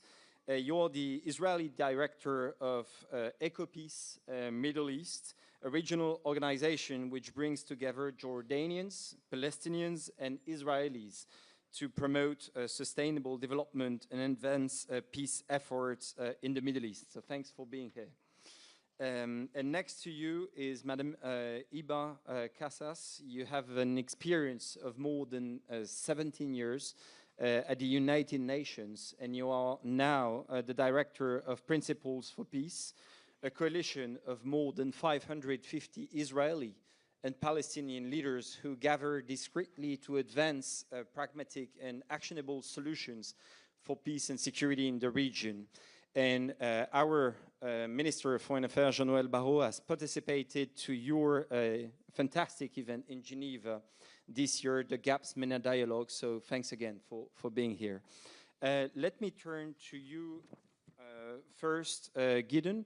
If you could sum up in a few minutes, given the time pressure we're under, but in a few minutes, the main recommendations and concrete actions you'd like to share with the participants to gather their reactions. Please, Gideon. Thank you very much, and thank you very much to the Foreign Minister of France for the invitation and all the other foreign ministers and distinguished guests. We are here in a European capital that has known death and destruction for centuries. And Europe was able to come together through the leadership of countries like France, Germany, and then the creation of the European Union. And therefore, please don't give up on the Middle East. The Middle East can also come round. Israel and Palestine can make peace. And a critical aspect to that is that we need the support of the rest of our region. And that's exactly why regional integration is critical to peacemaking between Israel and Palestine and the broader region. In our working group on regional integration, we reached consensus amongst Israelis and Palestinians. And we reached consensus because we discussed and agreed on basic shared values that are not dissimilar to the shared values that have brought together Europe. Shared values of dignity and self-determination for Israelis and Palestinians, but not only, but also for Lebanese and for Iranians and for Syrians. Dignity in shared prosperity, security for all, and tolerance and multi-faith, and last but certainly not least, climate resilience that threatens us all. Our request to the G7 is to invest in civil society coalition building, which is as broad as the region is. We need Palestinians and Israelis and Jordanians, but also Iranians and Lebanese and Syrian civil society to be working together. We need to be working together towards our short-term goals, preventing the collapse of the PA. There is no regional integration without the Palestinian Authority. We need to meet regional urgencies of Gaza and the region in basic services of water and energy supply for all of our populations. And of course, the longer-term coalition building efforts that we ask the G7 countries to join the efforts of the new peace building fund that was created. Secondly, our call to the G7 specifically is on the discussions of IMEC, the India-Middle East Economic Corridor, that we do understand will be discussed at G7, that was announced as part of the G20 initiative as well, that there is an importance to embrace that this economic initiative not just remain an economic initiative, but that it embrace the values that we discussed earlier of shared prosperity, of geopolitical peace building, that this economic initiative needs to become and can become a peace initiative that helps, that IMEC can help in the rebuilding of Gaza through private sector-led investments, in the rebuilding needs of Lebanon, and in the rebuilding needs of Syria. Coal and steel was the economic engine that built Europe, that brought Europe together. Please, in your discussions in the G7, look to your existing agreement of IMEC and economic corridors, and use those economic corridors as you have done in Europe itself to build the peace and justice that we desperately need. Thank you so much, Gideon. Let me turn to you, Madam Iber-Cassis. Thank you very much, and thank you very much, Minister Barrot, for your leadership, and for France for convening us here today. We've discussed within the security group quite a lot of topics, but I think there's one starting point, that security is the hinge on which a political solution to the Israeli-Palestinian conflict actually rests, whether there is feasibility or no feasibility.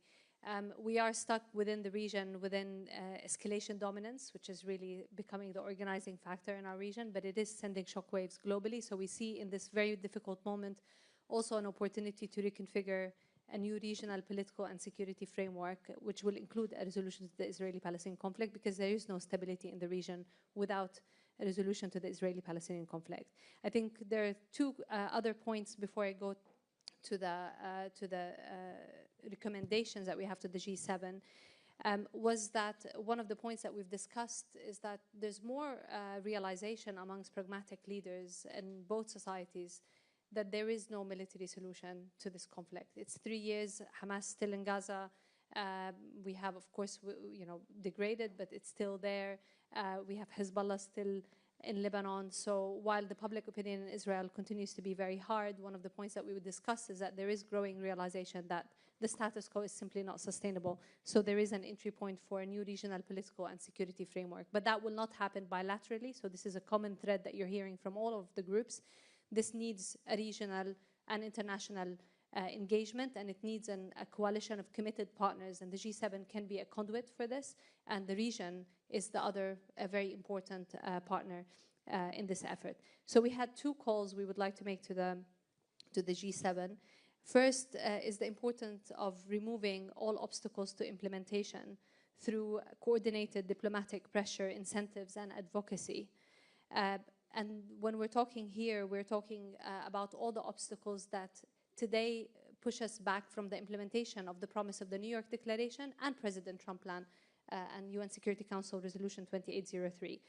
And in addressing these blockers, we see a set of points, which some of them were mentioned already, but they came out as a security imperative. And amongst these is settler terrorism, the physical strangulation of the PA, the de facto annexation in the West Bank, and seeing these as a security threat to both Israelis and Palestinians alike, because they do undermine the political solution. We had also within the framework here, recognizing that this is a year of elections in Israel, the importance also for engagement, not only to think of sanctions and pressures, but also thinking of engagement with political leaders within Israel and future leaders. So, you know, in a period of election, a new government in Israel starts on the right footing and breaks the cycle of perpetual war. Within the second recommendations we have is around advancing Hamas disarmament and ensure the concrete implementation of the security framework. It's very important that the G7 plays an active role in operationalizing the promise of the New York Declaration, but also the Security Council Resolution 2803 with the formation of the ISF. And we know that there's an issue of sequencing around Hamas disarmament and ISF. So we do have a concrete recommendation to the G7 to actually advance a senior military team from members of the G7 to go and start on the ground laying the conditions for the establishment of the ISF, because the ISF, the International Stabilization Force, will be key, and also to lift the veto on the PA engagement to unlock the question of disarmament of Hamas, because the PA engagement will provide cover for disarmament of Hamas, and to open a channel for DDR with this involvement. And finally, within this, to recognize that countries that have influence on both parties need to be engaged in this coalition of committed partners.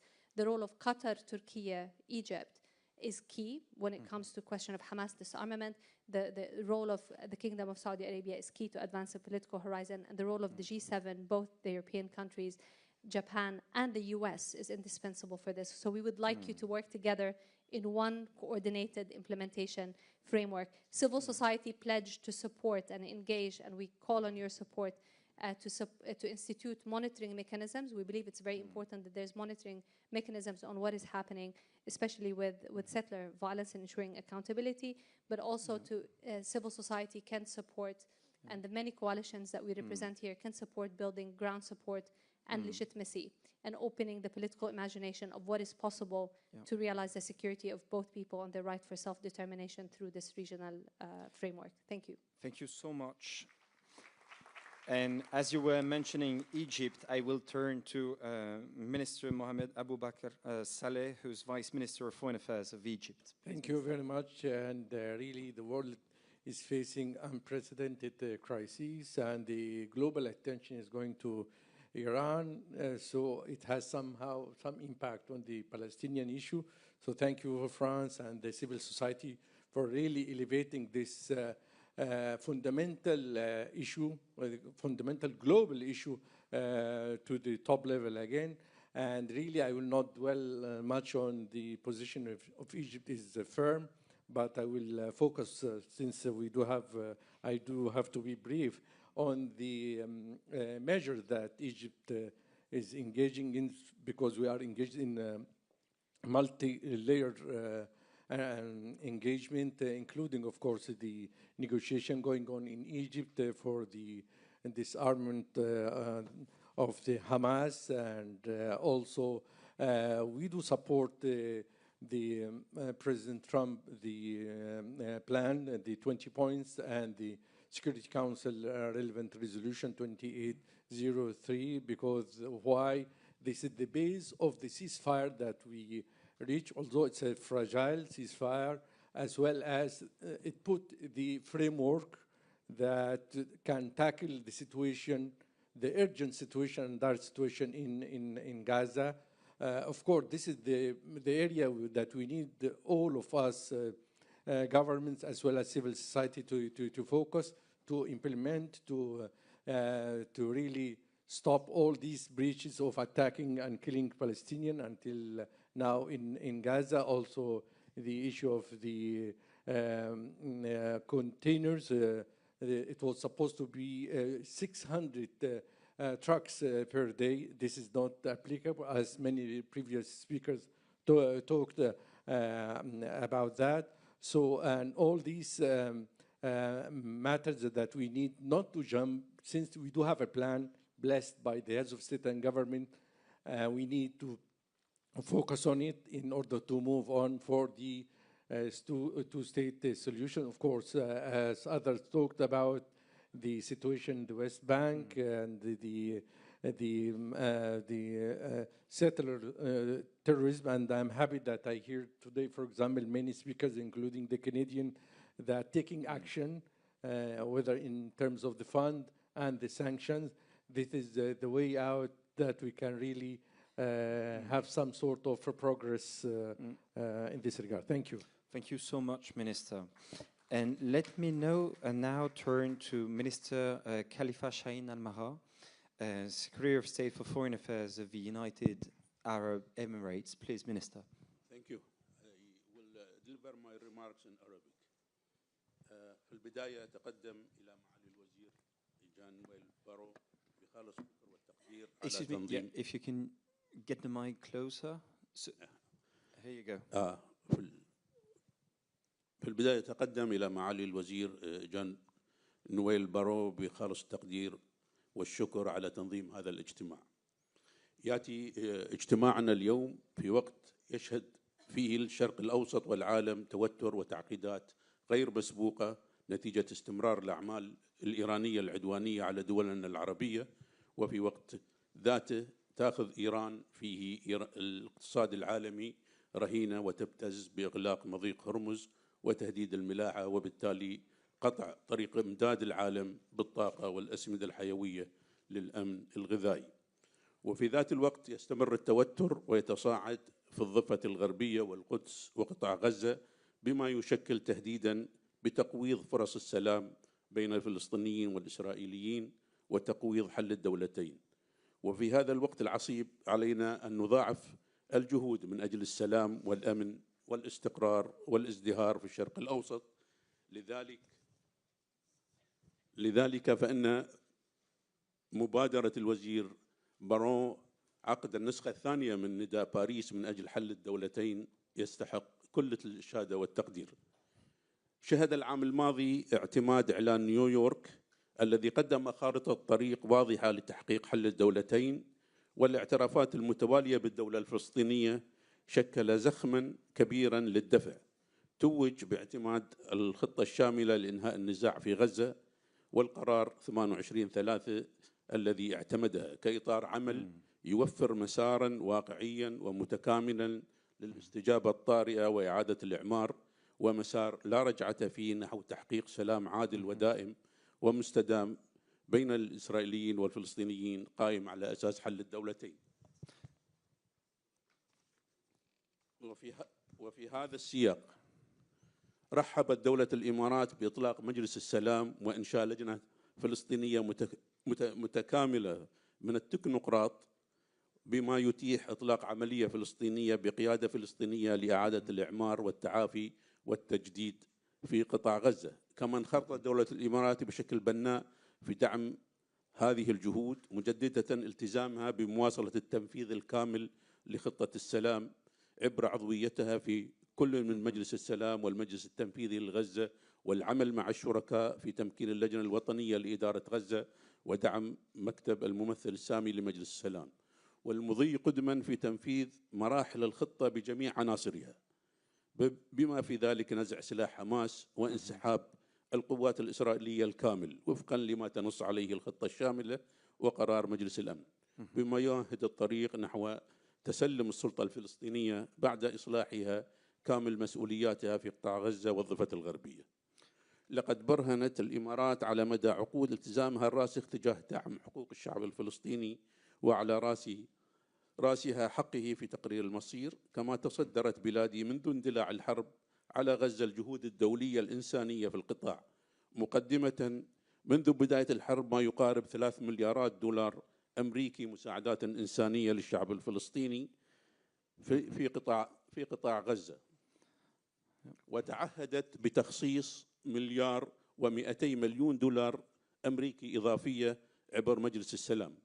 كما تواصل عملية الفارس الشهم 3 إيصال المساعدات بكل الطرق، مؤكدة استمرارها في أداء هذا الواجب.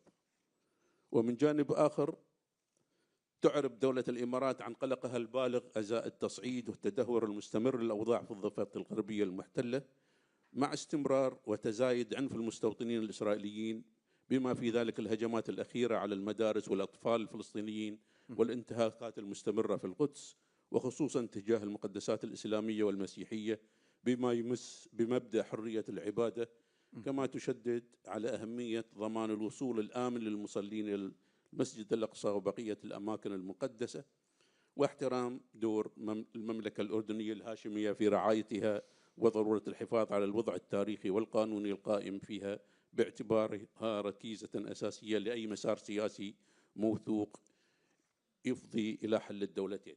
Minister, I'm sorry, I'll ask you to conclude so we have some time for the other participants. I'm concluding.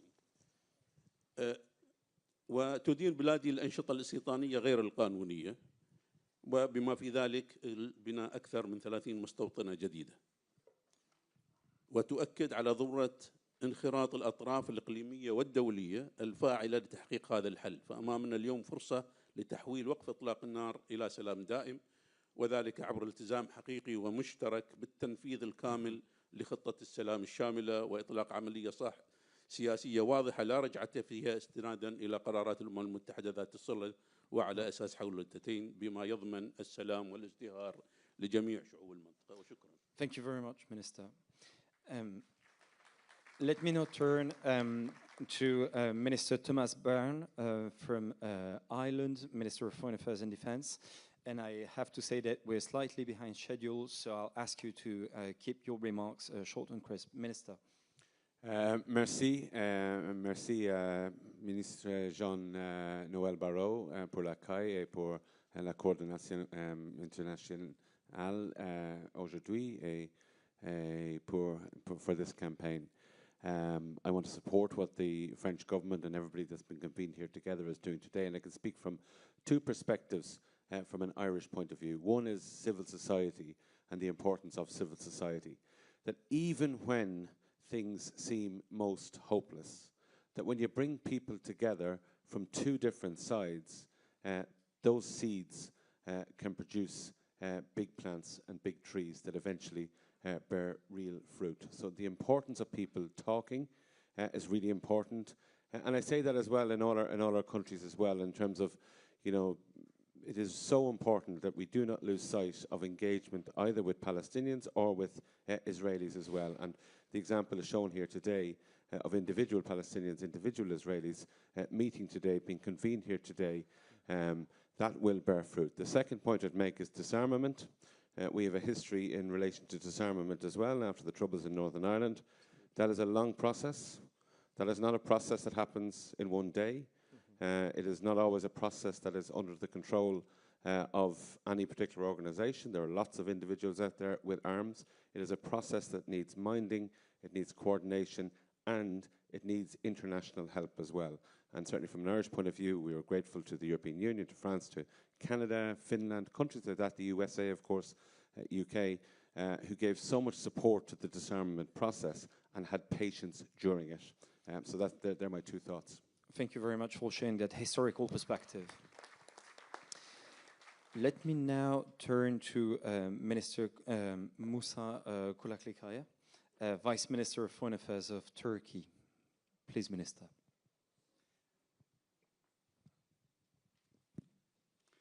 Thank you very much. And also, I thank to the Minister of Foreign Affairs for organizing this important and timely meeting. Recently, tensions have increased through the region. We are witnessing conflicts ongoing in many places, from Gaza to the West Bank, from Lebanon to Yemen and the whole Gulf region. These developments have once again proved that it is impossible to achieve lasting peace in the region without a just solution to the Israeli-Palestinian conflict. It's a fact that there is no viable alternative to the two-state solution. In the long term, the key to lasting peace and security in the region is finding a just solution to the Israeli-Palestinian issue based on a two-state solution. Israel is under the illusion that it can ensure its own security by simply spreading instability in the region. Israel's aggression and expansionist policies have become the main risk threatening peace across the region, primarily in Palestine. The ceasefire agreement to stop the genocide in Gaza was reached through the mediation of Turkey, Qatar, and Egypt, and the US. We believe the plan should be implemented. However, we have seen that Israel has failed to fulfill its responsibilities in full in the first phase of the plan. Humanitarian aid is not reaching Gaza in the agreed upon amount, as my colleague from Egypt mentioned.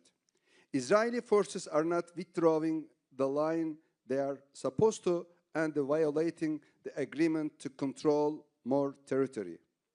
Israeli Prime Minister said plainly that they want to control more of Gaza.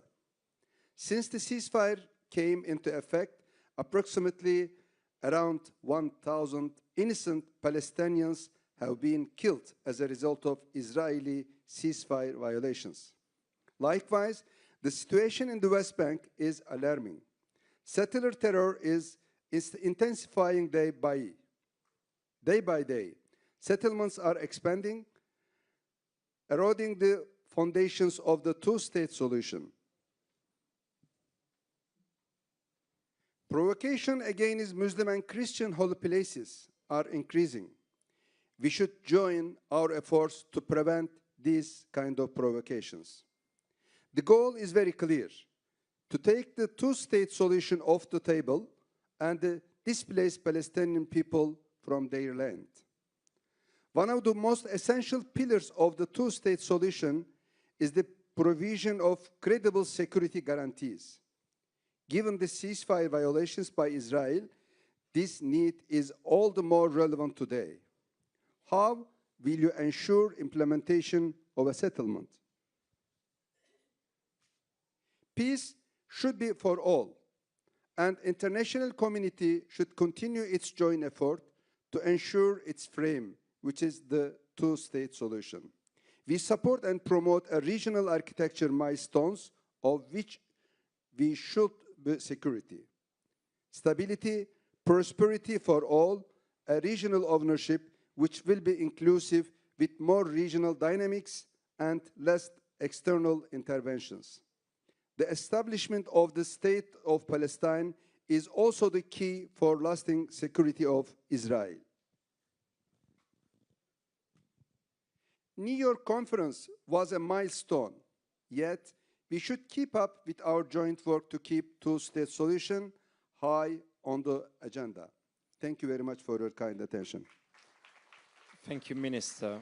And let me now turn to Madame la Ministre Isabelle Barrault-Amadei, representing Monaco, please. Merci beaucoup. Ce n'est pas Barrault, mais Bérault.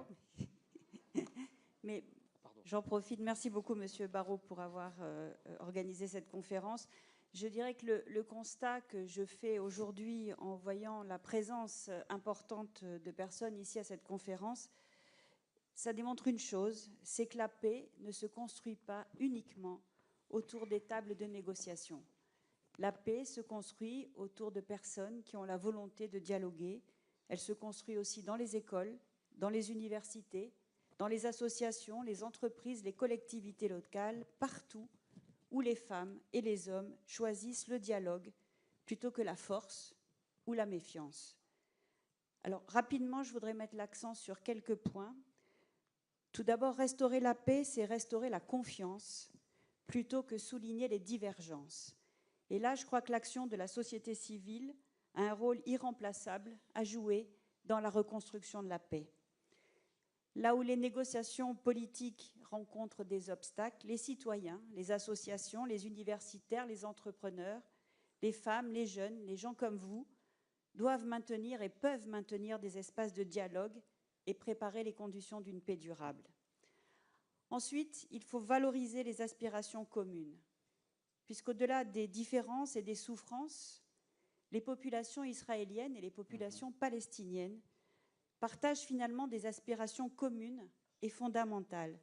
Vivre en sécurité, offrir un avenir meilleur à leurs enfants, bénéficier d'opportunités économiques et voir leurs droits et dignités respectés. Ensuite, je voudrais souligner le rôle essentiel de la jeunesse. Les jeunes Israéliens, les jeunes Palestiniens doivent être placés au cœur des efforts de rapprochement. Leur participation au débat public et à la vie démocratique sera déterminante pour bâtir une coexistence fondée sur le respect mutuel et la reconnaissance réciproque. Et enfin, il faut faire des réformes, faire des réformes un instrument de paix. Les réformes institutionnelles, la transparence, la participation citoyenne et la consolidation d'autorités légitimes et démocratiques, ce n'est pas seulement des objectifs de gouvernance, ce sont aussi des leviers de paix qui renforcent la confiance des citoyens dans leurs institutions et qui réduisent donc les facteurs de fragilité et de conflit. Ce que je voudrais dire pour terminer, c'est que la paix, ce n'est pas uniquement l'absence de guerre. La paix, c'est construire les conditions d'un avenir où les jeunes générations, et j'insiste beaucoup là-dessus, les jeunes générations israéliennes et palestiniennes pourront enfin vivre en sécurité, en liberté, avec prospérité et dignité. Merci beaucoup. Merci beaucoup, Madame la Ministre. I would sincerely would like to thank all the participants, and please join me in a round of applause for our panelists. These have been very rich discussions, which will no doubt fuel the discussions next week at the G7. So thanks again for everybody that participated in those panels this afternoon. Thank you. Thank you, Tristan. Thank you, everyone, for these inspiring discussions. Peace is not only a political objective, it's also a human endeavor. This is why we need to hear the voices, the courage, the commitment of those who were directly affected by the conflict. And so this is why I'm calling on stage 6 remarkable Israeli and Palestinian voices to give us their testimonies. I'm calling Leila Al-Sheikh, member of the Palestinian Israeli Bereaved Families Forum. I'm calling Ali Abu Awad, Palestinian peace activist and founder of Tahrir, a movement promoting nonviolence and civic engagement. Robi Damelin, Israeli peace activist and member of the Bereaved Families Forum. Please come on stage. Yonatan Zayjen, Israeli peace activist and peace advocate. Reem Al-Hajajra, Palestinian peace activist and founder of Women of the Sun. She was recognized among the Times Magazine Women of the Year in 2024. And Yael Admi, Israeli peace activist and founder of the Women Wage Peace, also recognized among Times Magazine Women of the Year 2024. Please all come on stage so that we start to hear their testimonies.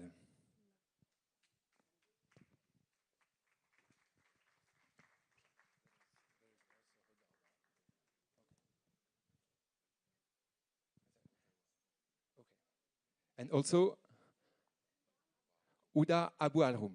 Okay. Okay. So what I'm going to do is, there is one mic here, and you give the mic to the other, okay? You have to, you just stand here. You want to be here? You want to be at the,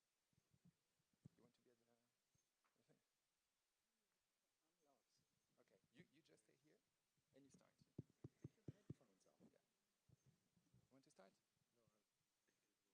You want to start? No, I'm lost. You're lost? Lost. Okay. Huh? You start, please. Okay, up. Thank you. Mettez-vous. Maybe you can go in the middle. Yeah, over there.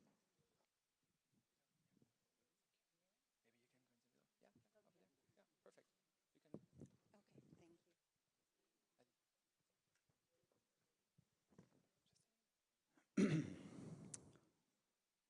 Thank you for everybody that stayed in the room. Any individual, community, or nation has flaws. This is true for Palestinians and Israelis alike. Although Israelis have long been trying to use things like Palestinian violent resistance as a means to win debates, and although I personally suffered gravely from it when I had to listen on the phone as my mother was killed during the October 7th massacre, I made a conscious decision of refusal to utilize any Palestinian shortcomings as a rhetorical or moral shield.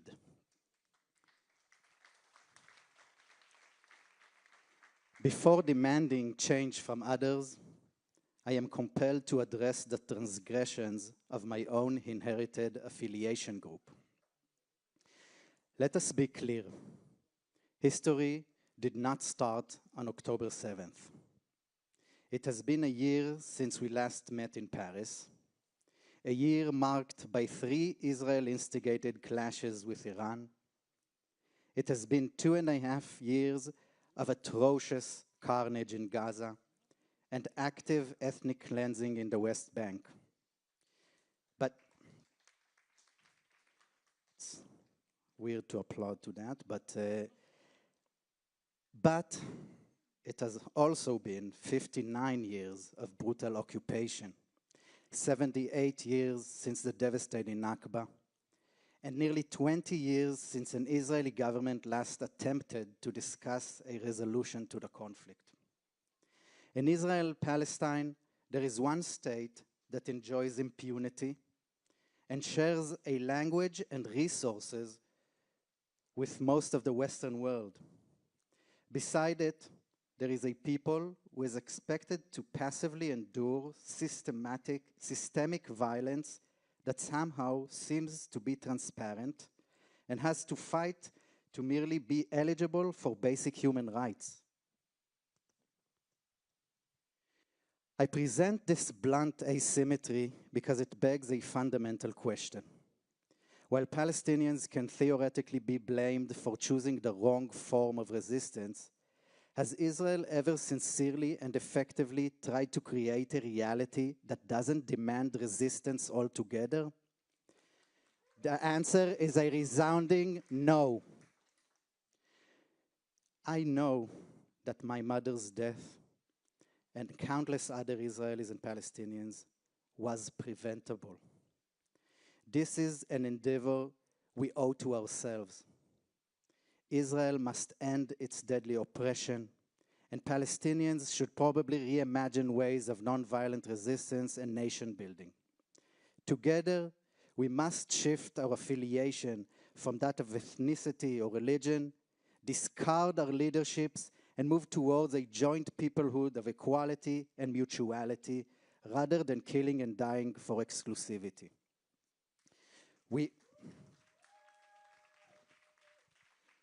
We must expand on our joint civil initiatives that already exist, push for shared political institutions, and appoint ministers of peace and reconciliation. The list could go on. So, why are we here today instead of continuing the work on the ground? Back home? It is not for French wine and macaroons. We are here because in order for us to succeed, the international community must deem our reality unacceptable.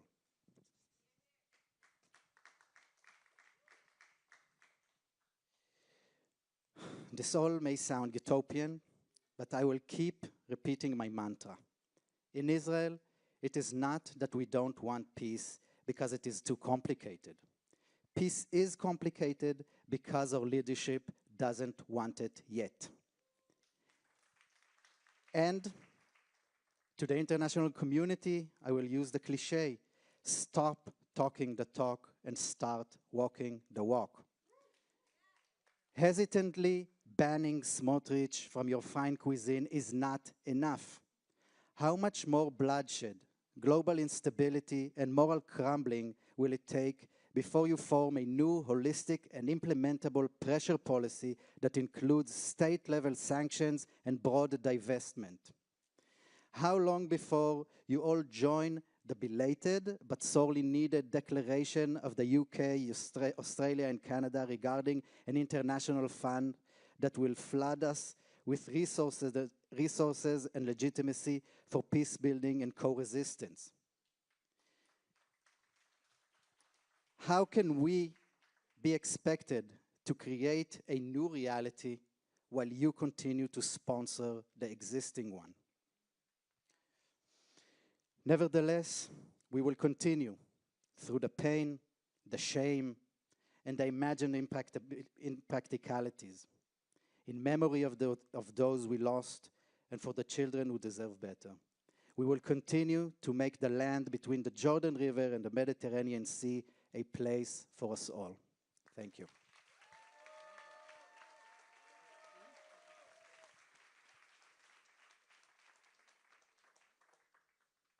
Assalamu alaikum wa rahmatullahi wa barakatuh. My name is Huda Abu Arqoub, and I declared myself as an independent person before Palestine was declared an independent state. The invitation is hugely welcomed by the French Foreign Ministry. You are a friend to us, the Palestinians, but you are also a very courageous diplomat, Mr. Foreign Minister. And I urge everyone in the room to take the same action against any form of genocide and any form of structural violence practiced against people. I am here tonight with you today to celebrate the unbroken determination of the Palestinian people to have their sovereign state, geographically connected state, economically independent state, because the Palestinian people have already paid a very high price for that right. So either we have a state or the whole world will not be able to have peace.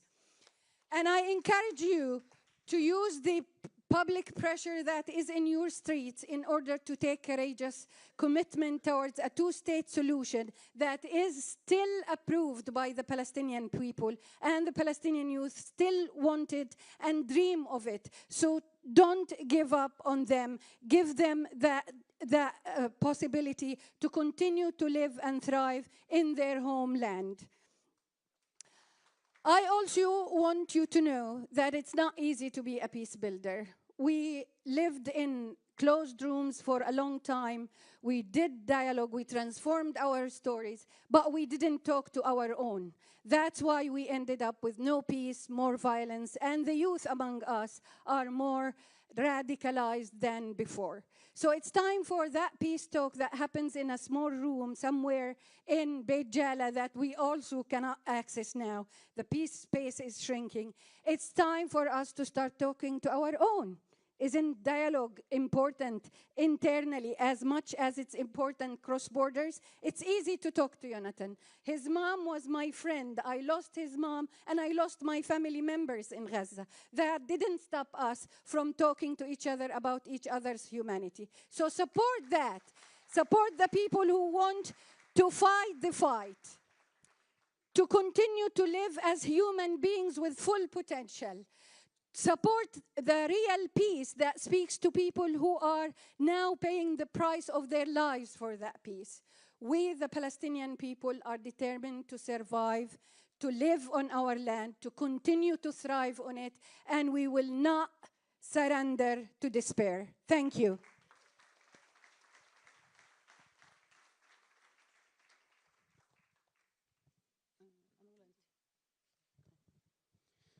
أنا راح أتكلم باللغة العربية، فاللي بحب يحط السماعة عشان يسمعني.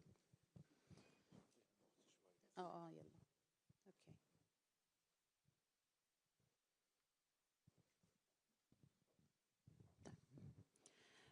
أنا ريم حجاجرة، مؤسسة نساء الشمس، ابنة مخيم دهيشة للاجئين الفلسطينيين.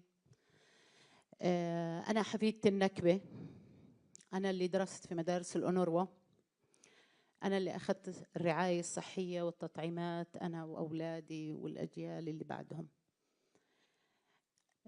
لا يمكن إلغاء وجودنا كفلسطينيين، لكن حاجتنا لأمن أولادنا هو ما دفعنا للبحث عن السلام بين الأزقة.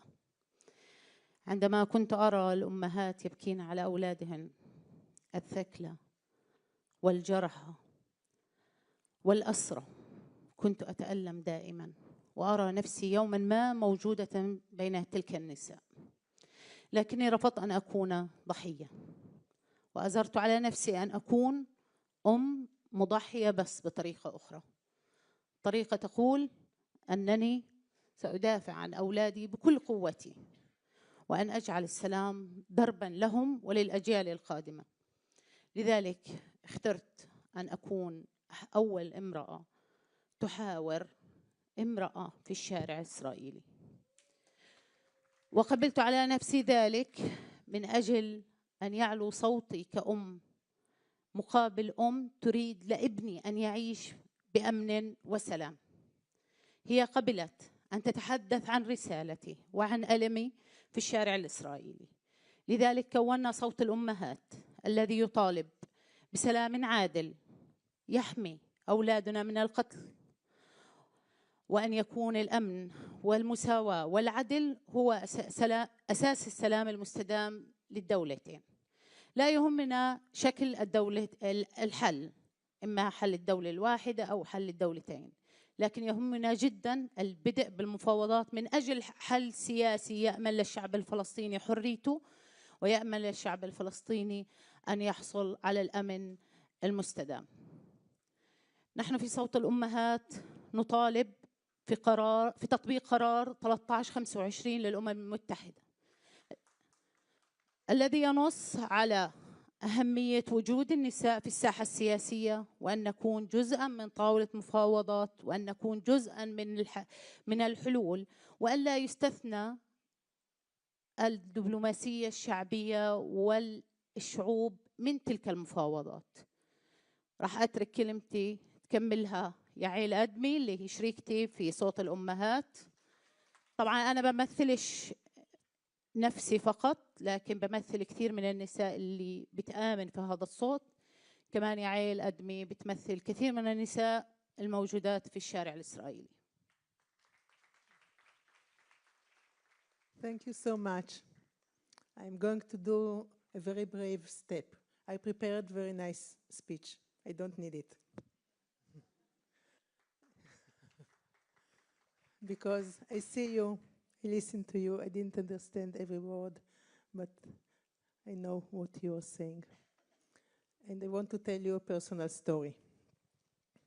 On the 4th of October, 3 days before the 7th of October, we organized a huge event. 1,500 Israeli and Palestinian women in Jerusalem and in the Dead Sea. And we shouted, "Listen to our mother's call." With Jonathan's mother, with many other friends of us from the Gaza border and from women of the Sun in Gaza that were listening to us. And we said, "We are sitting on a ticking bomb. It will blow on our faces." Nobody listened. And then, on the 7th of October, in the morning, Rim texted me and said, "Do you know something? What's happening with Vivian? Do you have any information? Is there anything in the world that I can help you?" And we cried together because we didn't know what's happened with our beloved Vivian. And then she added, "What's happening now means that we have to work with more courage, with more energy to resonate our joint mother's call that expresses our core responsibility as mothers." And that's exactly what we are doing in the last 3 years. We spread the mother's call all over the world. Just 3 months ago, thank you, Vital Voices, that enabled this. Thank you so much. We had barefoot walk in Rome. The idea of Rim is to walk barefoot because we feel the ground that's soaked by the blood of our children. And when we are walking hand by hand, we bring hope. Thousands of people walked with us in more than 40 cities all over the world. People walked with us in solidarity walks. And millions of people watched us and supported us. And now, about the practical steps. We understood that the key factor for stability in our region is resolving the Israeli-Palestinian conflict, because till we will do this in respectful, in mutual diplomatic agreement, none of us will able to grow our kids for freedom, for equality, for rights, for respect, for security. So it's very touching and moving for me to announce. I think maybe this is the first time that we are doing it in public. We are launching a coalition of women, of mothers. Men, of course, are welcomed. Coalition of women from the region with a big and strong support of the international community, because alone we can't do it. And for this coalition, we need all of you, all the amazing people that just took place in the panels, everyone that can contribute to this effort, because we know long and bitter conflicts can be solved, especially when women are deeply involved. So we know it's time for women, it's time for peace. Help us to bring this dream to reality.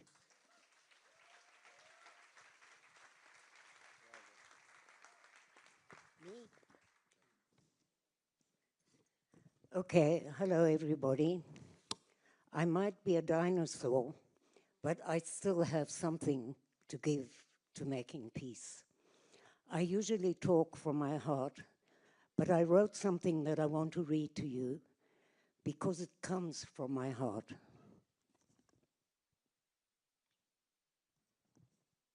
How I wish I could view life through certain eyes of black and white, and this grey picture, which insists on coming up, would stop telling me that I have the monopoly on truth. How I wish I could manage my life without questioning. The only thing I'm certain of is that when the media goes away, all those who have lost loved ones will experience a pain so great in the heart they feel it would surely burst. The pain has no color. It is not predominantly green or blue or white.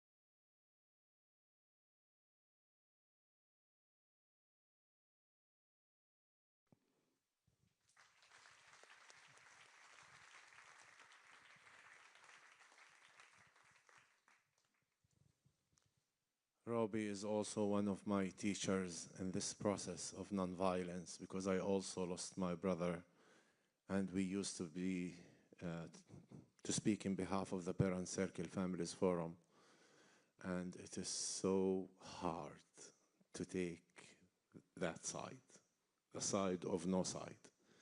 Thank you, Robbie, for being who you are, and thank you all. Thank you, France. Thank you, everyone, especially the Israeli-Palestinian activists, for being here. I don't take this for granted. It's not so easy, especially seeing these panels and great speeches. So I'm not gonna, despite my political leadership, I'm not gonna be a politician here. And I realized how much it's hard to be a politician when you speak about this conflict. But also, I'm not going to be just a human with peace fantasy without talking to the point. I think today, what are we facing is the deepest lesson about our both identities that we were ignoring for years. Even in peace building, we were talking about borders, we are relying on others, we are demanding from each others, and we were killing each other. But today we have to speak identity, which means that any grassroots activism without creating a framework that will lead to a political solution will be a waste of time, energy, and money. Because we are done with the transformation of hearts and mind before establishing the framework that will allow normal condition even to reconcile with each other and to forgive each other. That's number one. Number two, we are fed up with our leadership, a leader that has failed to lead. We are fed up with Bibi Netanyahu, who his great resource to fuel this humiliation against us and to attack the whole Middle East is the Jewish fear. I'm gonna tell him the Jewish fear is my enemy as well, and I'm responsible about it as Palestinian, and I'm gonna help my partner to heal that legitimate fear that doesn't come from the sky. We have to admit to that.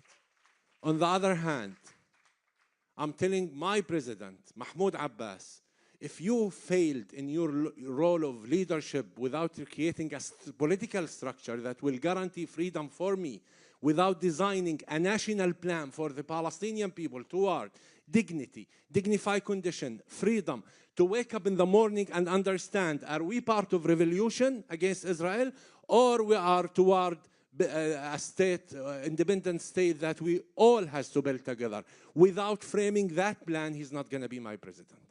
And I'm not going to accept any other role, whether it is internationally or locally, without the engagement of my people.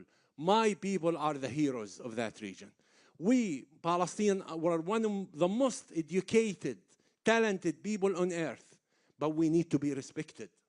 We need to be respected by our own leadership, and we need to be respected by our enemies as well. And we have a tremendous responsibility toward that. So be careful, where are you going to invest your money? That's my message to you. Number three, we are not the best here, but we are part of the best. And I'm telling you, if you don't believe that peace is possible, even though we are the active minority, but we represent the silent majority. So let's think and act how to bring that majority with us. Number four, we need an international umbrella, an international guarantor for these great efforts to succeed in the ground. Because whatever sometimes we build, the occupation destroy or violence destroy.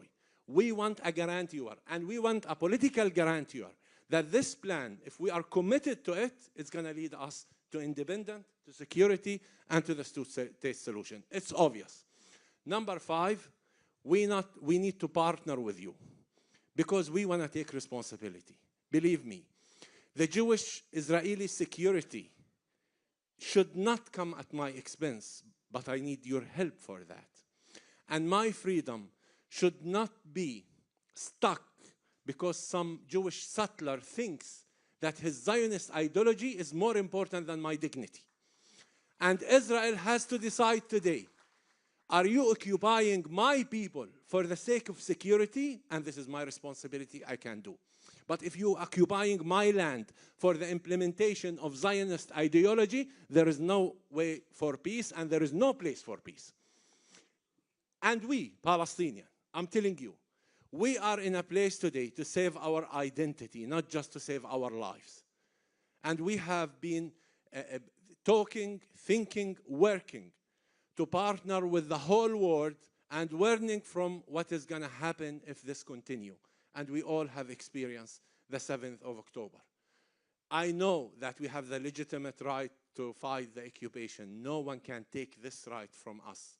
But I know that this fight and this justification of violence should be not the grave of the just Palestinian case as what happened in the 7th of October. That was against the Palestinian before it comes against the Jews. I'm not an Israeli lover. I will never normalize with Israel.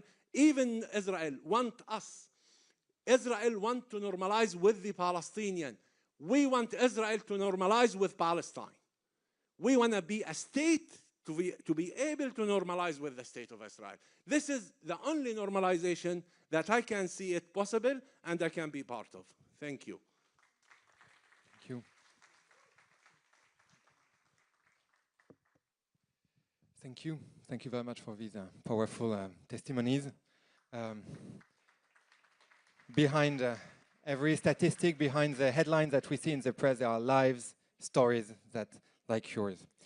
To continue on a note of shared humanity, I would like to welcome two extraordinary artists, Noah and Mira Awad.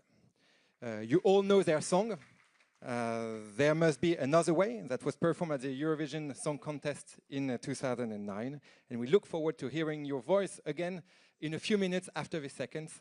But here is now the stage to you. Thank you.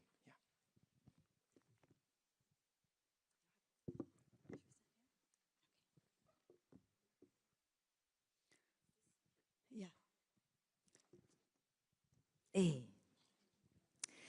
Hello. Wow. I care. I care. Yes, you do, darling. I care for people. I care for their lives and their livelihoods. I care for the well-being of children, all children. I care about mental health, about grief, about trauma, and about all the healing we have yet to do. I care about the planet, about animals, about natural resources, about food, water, and how they are shared. I care about humankind as long as it remains kind, because when it's not, to be honest, I do not care for it that much. I don't care. I don't care how many states. A two-state solution or a one-state convolution, a confederation or some other constellation. I don't care where the border is drawn, because I don't care for borders at all. I don't care whose flag flies higher. I don't care for flags. They're all rags made in China. No offense, China. I don't care who's in power as long as they use that power with care. I don't care who gets the credit. I don't care for slogans. They are lifeless words. I care for the living. I care. I care who gets to sleep without fear, to eat without worry, and dream without interruption. I don't care if we don't agree on the past, as long as we agree to care for a future.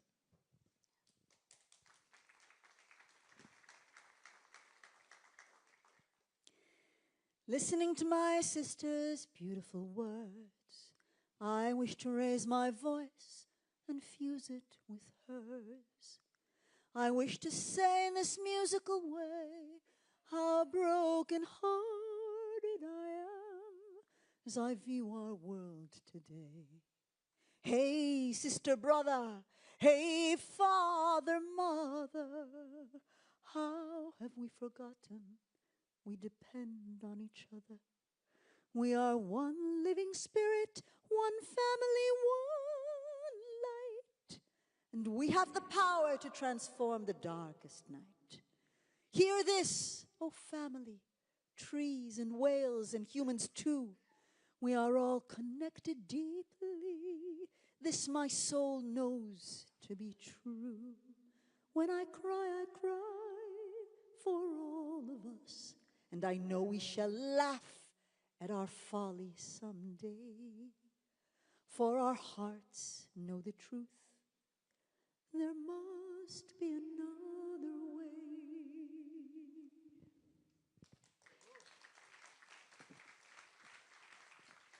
We stand before you, a Palestinian and Israeli, two women who have been swimming upstream together for 26 years, raising our voices against all odds. Through the pain and loss, through endless moments of frustration and doubt, we stand together, united by our friendship and a common goal, rehumanization through music and word. Rejecting the battlefield, we choose to be the bridge, fully knowing bridges are always the most vulnerable to attacks. Yet without them, we will remain forever isolated from each other, blind to each other's pain and dreams. We do not attempt to reflect reality. The full magnitude of its horror is well known to us. Rather, we seek to point the way to an alternative, using our imagination to envision the world we seek to live in, and then working to create that world step by step. In this spirit, we have initiated Reimagine Peace that will be launched in Florence, Italy, July 10th to 12th, 2026. Yay! For 3 days, Israeli and Palestinian musicians, activists, filmmakers, and chefs, joined by friends from around the world, will gather in the great city of the Renaissance to have an honest and courageous conversation about who we are and celebrate the possibilities of who we can become. We will plant trees, watch films, make music, have conversations, cook, march, inspire, and be inspired. And this is only the first step of what we envision as a global movement. All events are open to the public and free of charge. Join us. We need you. We welcome you. Join us too on the bridge here very soon, where we will think of others, imagine, and say, there must be another way. Woohoo!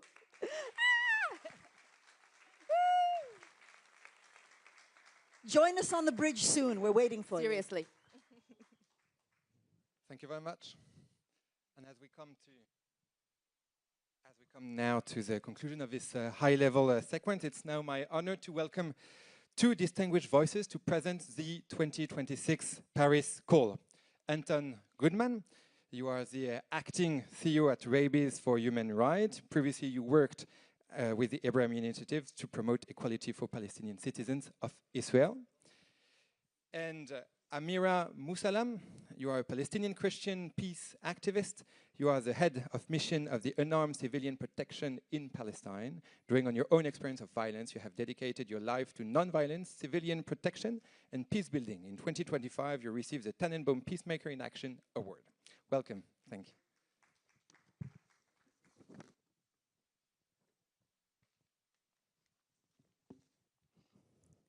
To His Excellency, Mr. Jean-Noël Barrot, Minister for Europe and Foreign Affairs of France, to the heads of state and government of the G7 and the global leaders convening in Evian.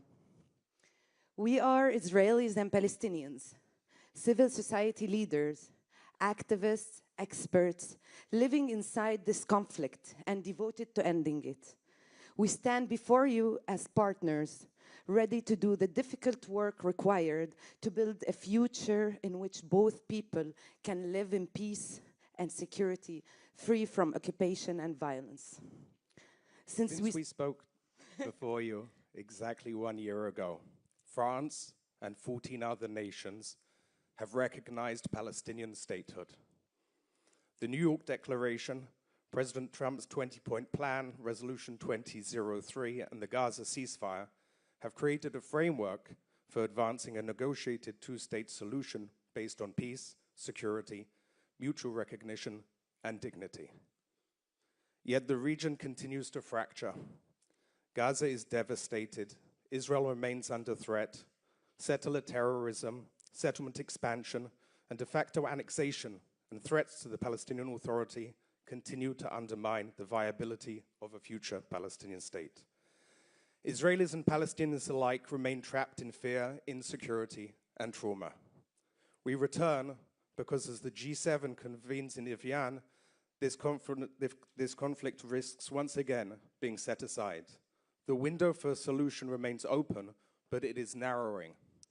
This moment requires urgent diplomacy grounded in partnership with civil society.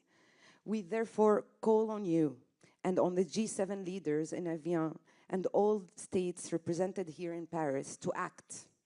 Number one, enforce a permanent ceasefire and protect civilians. Secure and consolidate the ceasefire into a permanent and monitored arrangement with protection for civilians, including medical workers, aid agencies, journalists, and civilian infrastructure. Move Gaza Phase 2 into a wider political security pathway, guarantees against renewed attacks, reconstruction, governance transition, regional security guarantees, and a credible process for the decommissioning of Hamas. 2. Align every framework into one implementation pathway for a two-state solution within a regional framework. A credible political horizon that can deliver a two-state solution on the 67 borders with Jerusalem as the capital of both states depends on West Bank viability, Israeli security, effective Palestinian governance, reconstruction, and Gaza stabilization. It is also what makes regional integration possible and meaningful. These are not separate files, but linked objectives that must be treated as part of one implementation pathway. Align the New York Declaration, UNSCR 2803, President Trump's 20 points plan, the Global Alliance, and the Board of Peace into one coordinated implementation mechanism, backed by investment, including in the vital work of civil society, to realize both the ceasefire and the political horizon. 3. Halt annexation to keep the political horizon feasible. Halt annexation and settlement expansion now to preserve the territorial integrity of a future Palestinian state. Protect Palestinian communities and dismantle the infrastructure of settler terrorism and the impunity that shields it. This must include meaningful consequences for settlement expansion, settler terrorism, forced displacement, home demolitions, and any measures aimed at the de facto or de jure annexation, including in areas such as E1, as well as targeted sanctions where appropriate on individuals, entities, and contractors responsible for the planning, financing, or construction of settlements, as well as those directly engaged in settler terrorism. 4. Rebuild Gaza for its people. Guarantee unrestricted humanitarian access and fund essential services such as hospitals, water, electricity, shelter. Visible progress on recovery, employment, protection, and services is itself part of stabilization. It should be financed through a transparent, multi-year mechanism with real Palestinian ownership, including civil society and the private sector involved in planning and delivery to support recovery and the reconnection of Gaza and the West Bank. 5. Advance mutual security through a human-centered, accountable security framework. Ensure that Israeli and Palestinian safety is not pursued at one another's expense, but rather recognizes their inherent interdependence. Decommission Hamas and other armed and terrorist groups through DDR, which guarantees against rearming. Protect Palestinians from violence, displacement, denial of movement, and the violations of basic rights, and support a reformed and legitimate Palestinian police force. Back multilateral security guarantees through the G7 and regional partners, with security assistance tied to civilian protection, de-escalation, and accountability. 6. Support legitimate Palestinian governance renewal through elections and institutional reform. Prevent PA collapse and reconnect Gaza and the West Bank. Support governance renewal through presidential and legislative elections, which should take place this year, and which should be allowed to be conducted freely and fairly across Palestinian society.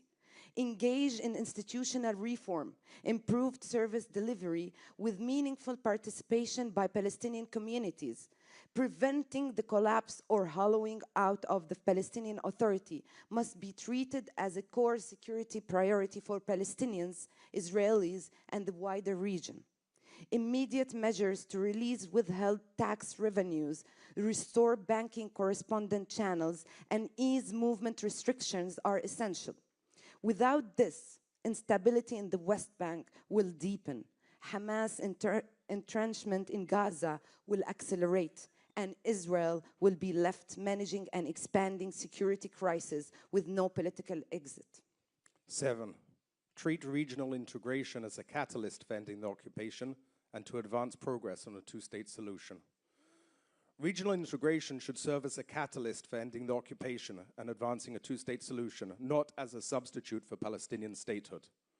This means establishing a non-militarized Palestinian state through a political process with concrete, time-bound benchmarks and multilateral guarantees, with measurable progress towards statehood and the territorial contiguity of Gaza and the West Bank, broadening support to civil society networks and initiatives across the region, Palestinian, Israeli, Iranian, and Arab countries. It is necessary to counter regional escalation, including between Israel and the Islamic Republic and its proxies. 8, join the International Fund for Israeli-Palestinian Peace, establish an expert consultative mechanism, and invest in political legitimacy, public narratives, and the civic protection. No political or security framework will hold without publics that can understand, shape, and support it. International and regional actors should establish a structured consultative mechanism bringing together Israeli and Palestinian experts, civil society, private sector actors, women leaders, and youth representatives.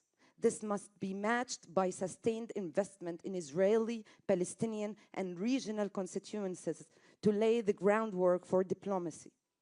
Join the International Fund for Israeli-Palestinian Peace, which was launched this week by the UK, Canada, and Australia, and ensure it is resourced to provide scaled support directly to peace builders, fulfilling the G7's commitment to institutionalizing civil society's role. None of this rests on you alone. We are already working extensively across our networks, from local to institutional arenas. We need you to join us by deploying all available diplomatic, economic, and political tools to help break this cycle now. Invest in civil society as allies and partners, and we stand ready to work with you in this essential mission to shape a better future for all of us. Thank you. Thank you. Thank you. I invite now Minister Barrot to come on stage and deliver a speech.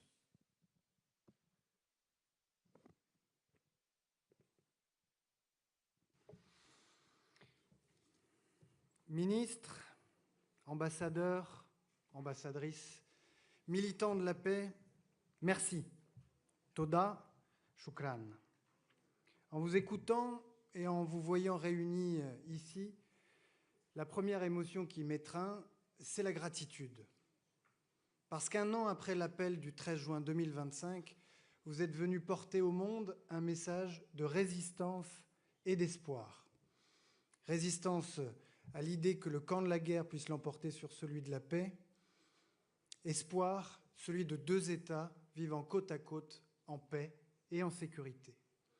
Et votre présence nombreuse aujourd'hui est la démonstration éclatante que la paix et la réconciliation restent possibles malgré toutes les souffrances, malgré les blessures profondes du terrorisme et de la guerre, et qu'elle passe par la reconnaissance mutuelle, la résistance au discours de haine, le refus de la résignation. L'appel de Paris de l'année dernière, votre appel, n'est pas resté lettre morte. Souvenez-vous, la déclaration de New York a été endossée par la majorité des nations du monde, appelant dans un même souffle la condamnation définitive des attaques terroristes du 7 octobre, l'exclusion du Hamas de la gouvernance palestinienne, la reconnaissance de la Palestine et l'intégration régionale. quelques semaines plus tard, le 22 septembre 2025, par la voix du président de la République, la France a pris la décision capitale de reconnaître l'État de Palestine. Elle l'a fait avec 10 pays, dont la plupart sont représentés aujourd'hui, et je les en remercie. Quelques semaines plus tard, un plan de paix a été adopté, ouvrant enfin la possibilité que les armes se taisent. Et de fait, il y a désormais un cessez-le-feu à Gaza, certes imparfait, certes violé constamment, mais qui existe. Tous les otages vivants sont sortis de Gaza. Après avoir vécu l'enfer, ils ont pu retrouver leurs proches. Et toutes les dépouilles ont été restituées pour permettre enfin aux familles d'entamer leur deuil. Mais malgré cela, la situation est tragique. C'est la catastrophe humanitaire insoutenable dans laquelle Gaza demeure plongée. C'est la blessure intime du 7 octobre que chaque famille israélienne porte encore dans sa chair et les missiles iraniens qui continuent de cibler Israël. C'est la situation insupportable en Cisjordanie et à Jérusalem-Est, où la violence des colons radicaux, les appels à l'annexion, les déplacements forcés, les atteintes au statu quo des lieux saints réduisent chaque jour la perspective de la paix. Et comme si cela ne suffisait pas, la guerre a de nouveau embrasé la région, ajoutant les peuples libanais et iraniens aux victimes de la tragédie du Levant. Je le dis avec vous, à nos frères et nos sœurs au Liban et en Iran, pris entre deux feux, dans des guerres qu'ils n'ont pas choisies, nous ne les oublions pas, nous ne vous oublions pas. Nous pourrions, dans ces conditions, trouver toutes les raisons du monde pour baisser les bras. Mais vous êtes là, et vos témoignages constituent à eux seuls des motifs d'espoir et des motifs d'action. Tout au long de cette journée, vous avez montré qu'il n'existe aucun obstacle d'ordre pratique à la mise en œuvre de la solution à deux États. Désarmement du Hamas, reconstruction de Gaza, délimitation des frontières, lutte contre les discours de haine, intégration régionale, vos propositions ouvrent la voie. Or, cette année peut être décisive, parce que vos deux peuples seront amenés à voter dans les prochains mois. En Israël, des élections législatives auront lieu d'ici à l'automne. En Palestine, des élections législatives et présidentielles doivent se tenir avant la fin de l'année. Le président Abbas s'y est engagé. Et je le dis à ceux qui doutent que le moment soit venu. Les élections en Palestine ne doivent pas être un aboutissement, elles sont un point de départ, un moment d'expression démocratique essentiel pour que l'autorité palestinienne puisse assumer pleinement ses responsabilités. Il n'y a pas de meilleure manière pour un peuple de se lever, de s'exprimer, de défendre son droit à l'existence que de le faire au travers d'élections libres et ouvertes. L'appel de Paris que vous lancez aujourd'hui est guidé par le sort des femmes et des hommes de vos deux peuples. Il n'obéit en aucune manière à des intérêts politiques ou économiques éloignés. Ce que vous avez placé au cœur de vos recommandations dans cet appel, c'est d'abord et avant tout la dignité de la personne humaine, la dignité de vos deux peuples. Alors, avec les ministres présents, nous recevons ces recommandations avec gravité et avec le même espoir que celui qui vous anime. Et vous pourrez compter sur nous pour le relayer auprès des dirigeants du monde entier, à commencer par ceux qui seront présents dans quelques jours, la semaine prochaine, lors du sommet du G7 que le président de la République accueillera à Évian. Et nous allons continuer pour porter avec vous une perspective claire, celle de deux peuples, deux États, reconnus et respectés dans leurs droits, vivant côte à côte, en paix et en sécurité. Nous le savons, vous l'avez dit, la paix ne se décrète pas. Elle ne naît pas seulement de la volonté des responsables politiques ou de la décision des gouvernements. Elle doit s'enraciner dans les esprits et les cœurs vaillants des femmes et des hommes qui militent pour la paix. C'est pourquoi votre rôle est essentiel, car vous êtes les bâtisseurs de la paix. Sans votre courage, sans votre droiture, sans ce sillon d'espérance que vous creusez patiemment sur le terrain tous les jours pour y semer les graines de la réconciliation, rien ne sera possible. chacun porte en lui une part de responsabilité, quels que soient les mots choisis ou la langue employée. Du tikkun olam en hébreu ou musalaha arabe, nous sommes appelés à réparer le monde, à réconcilier les femmes et les hommes, à réparer un univers imparfait dans lequel nous vivons et à y apporter un peu de concorde. Cela demande des esprits audacieux et préparés. Et c'est le ministre des Affaires étrangères d'un vieux pays dont l'histoire est entachée du sang de guerre fratricide, d'un vieux pays qui a reconnu l'État d'Israël et l'État de Palestine, d'un vieux pays qui a su faire la paix et la réconciliation avec son ennemi juré. La paix ne naîtra ni de l'humiliation, ni de la négation du droit de l'autre à l'existence ou à la sécurité, mais d'un chemin exigeant, fait de compromis courageux et d'une intransigeance absolue quant à la dignité humaine. C'est cette voie étroite qui seule peut conduire à la paix. À Jérusalem, à Tel Aviv ou à Ramallah, d'où vous venez, il est devenu terriblement difficile pour Israéliens et Palestiniens de se rencontrer librement. C'est pourquoi nous nous sommes tous retrouvés à Paris pour recevoir votre appel. Sachez-le, tant qu'il y aura des femmes et des hommes décidés à faire vivre l'idée de la paix au Proche-Orient, ils trouveront toujours ici une place pour dialoguer, débattre, construire l'avenir, construire des ponts, construire la paix. Et c'est ainsi que nous avons conçu cette journée, dont je remercie les organisateurs et organisatrices. Non seulement comme un pont entre société civile et gouvernement du monde, mais aussi comme un pont entre deux peuples appelés à la réconciliation et à la paix. Alors, pour marquer symboliquement la volonté qui est la nôtre, la volonté de la France, la volonté des organisations aujourd'hui représentées, je vous invite à vous rassembler dans quelques instants sur le pont de la Tournelle, à 2 pas d'ici, pour que nous puissions emporter ensemble, dans un même souffle et d'une seule voix, un seul message: 2 peuples, 2 États, un futur. 2 people, 2 states, 1 future.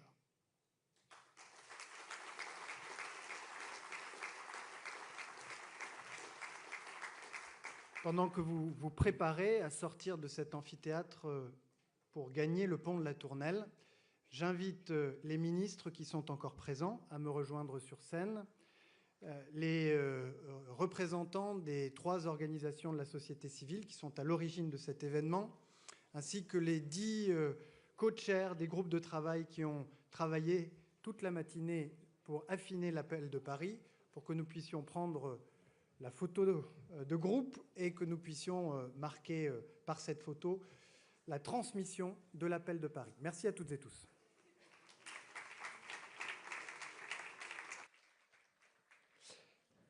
Please, all the panelists of this afternoon come on stage for the group photo of the transmission of the Paris call to the minister.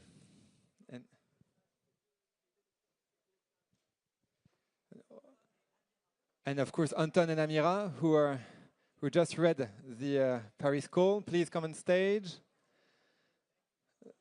The 6 persons who did their testimonies, all the organization of civil society, please.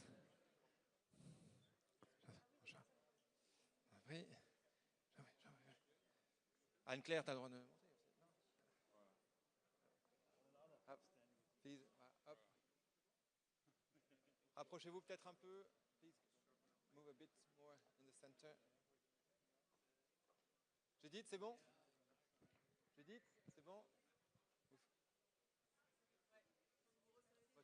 Please, wait a bit closer. Yeah, squeeze, squeeze, yeah. Yeah.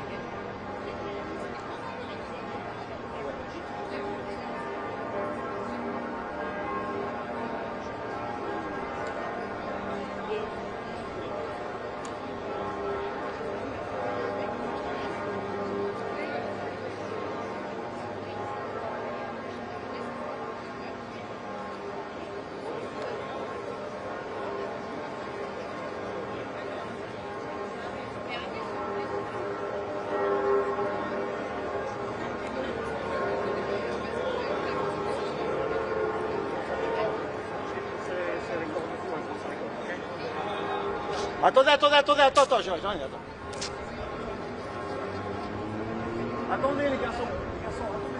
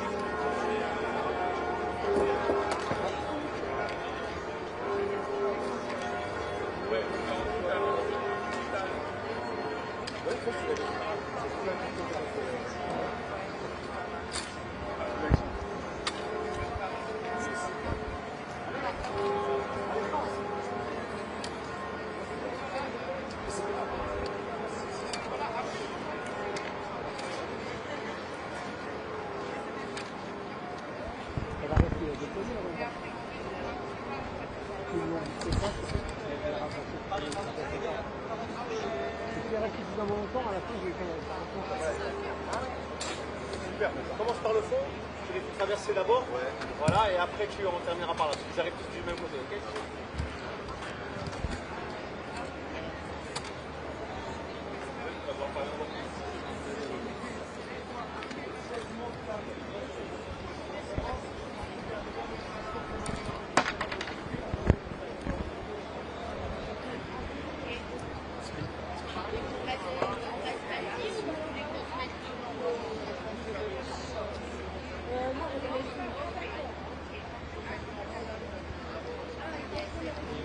C'est pas la bonne rampe pour faire la cérémonie.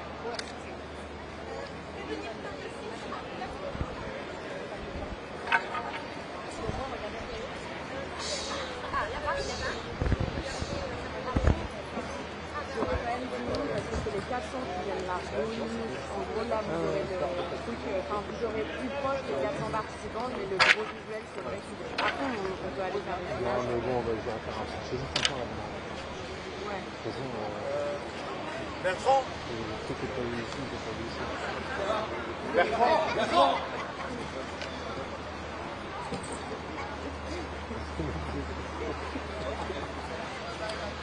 Je comprends. Moi, si tu veux me définir mon travail, je le fais. Ouais, mais vous avez pas vous êtes où, il n'y a pas de... Bonjour à tous. Bonjour à tous et bienvenue. Donc il va y avoir deux séquences.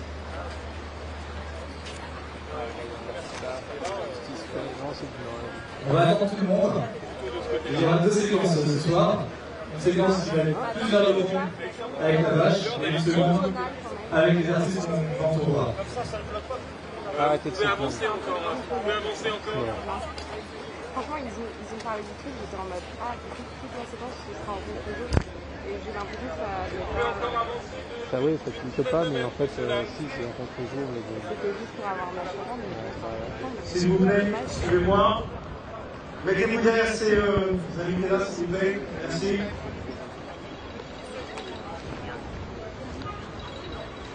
Je vous laisse aller derrière, s'il vous plaît, merci. Faites un arc de cercle tout du long. Après la ligne rouge. Après la ligne rouge, s'il vous plaît. Personne qui parle.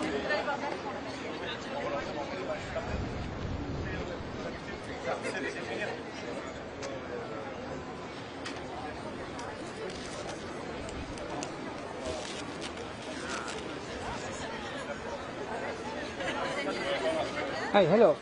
Yeah, so you see me now, the ceremony is going to take place in 5-10 minutes. Can we cut London 40 because it's down now inside?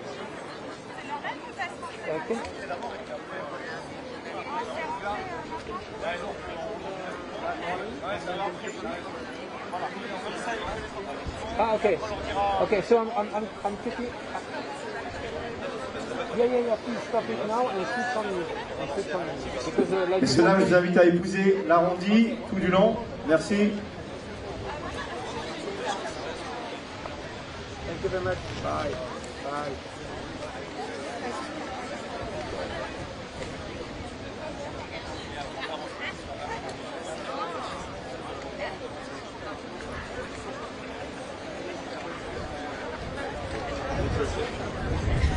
Donc, s'il vous plaît, retenez vos positions, parce que dans une petite minute, on va vous demander à tous d'avancer auprès du groupe avec Monsieur le ministre. Et ensuite, une fois qu'on a fini cette séquence, vous reviendrez à vos positions initiales, ok? C'est clair pour tout le monde? Super. Ouais, ça va, par contre, ça va décrocher.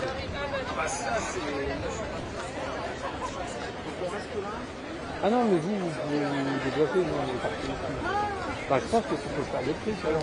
Et n'oubliez pas, quand on vous demandera d'avancer vers Monsieur le ministre, de hisser bien haut toutes les pancartes que vous avez en main, ok? Super.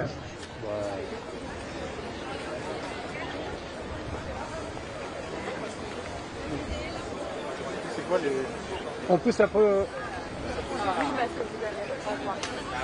Retenez bien vos positions actuelles, parce que vous prendrez les mêmes places tout à l'heure. Merci.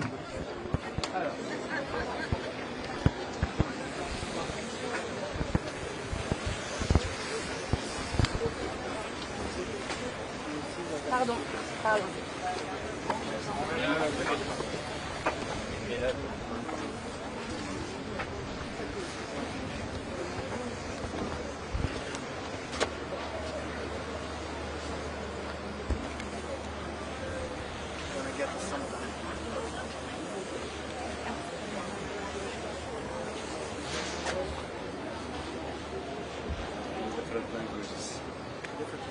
Arab, English, French, Hebrew.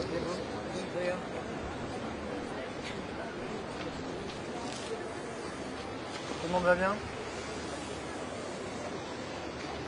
Tout le monde est intimidé et impressionné, j'ai l'impression.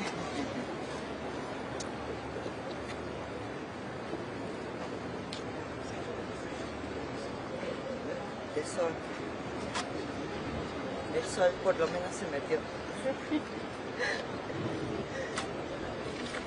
Une photo. Vous avez la media reportage. Yeah, exactly.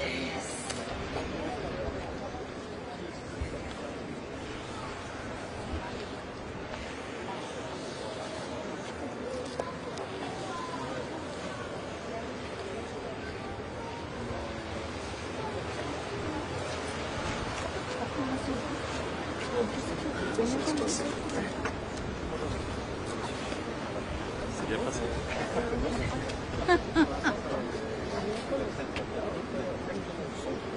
Oui, très bien.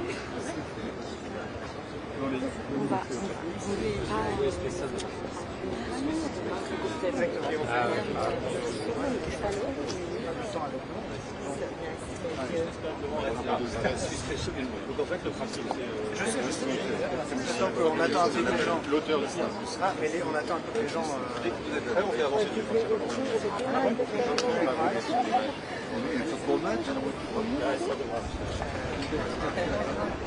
I compensate also. Yes, Toi qui représente Emmanuel. with South Africa. So you win. Okay, good. We won. Yes, yes.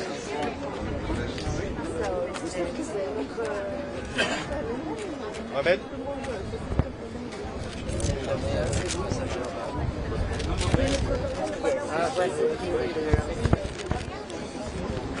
Alors, shalom.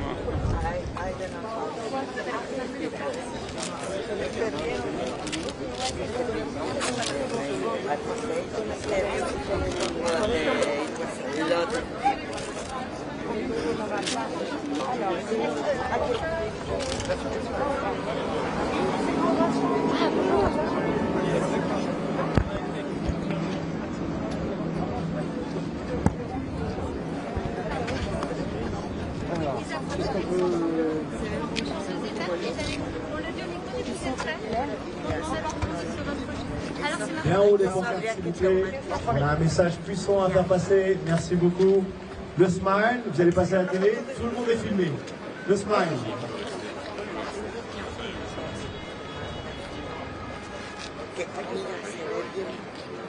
Dans la vie, c'est bon.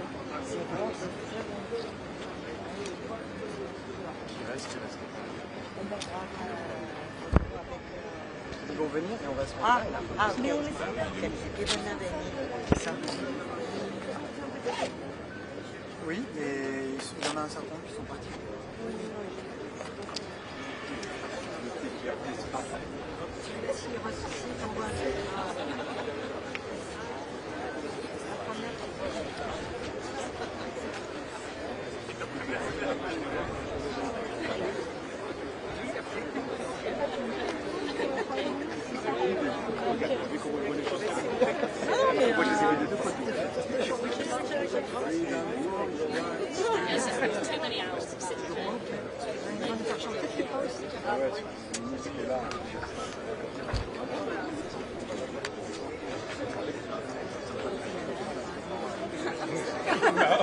Qu'est-ce qu'il y a écrit? Sécurité. C'est quoi? Ah, mais sécurité. Ça, c'est tout.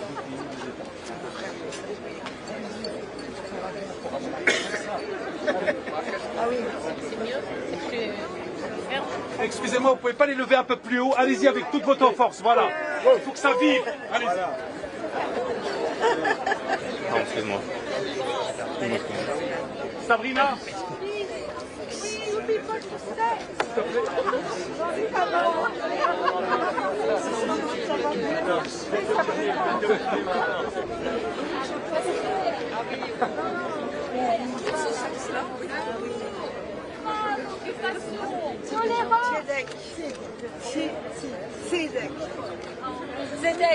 Et comme ils sont en train de filmer, chacun peut crier à son tour ce qu'il a sur sa pancarte. Allez-y, allez-y avec votre langue.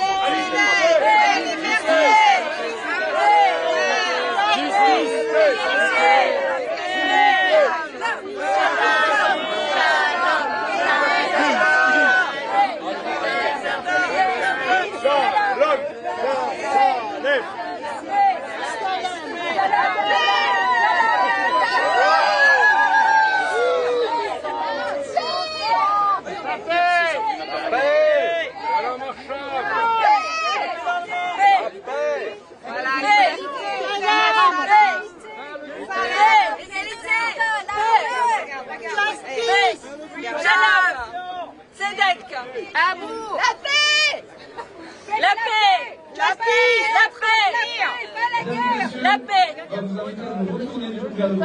Regardez.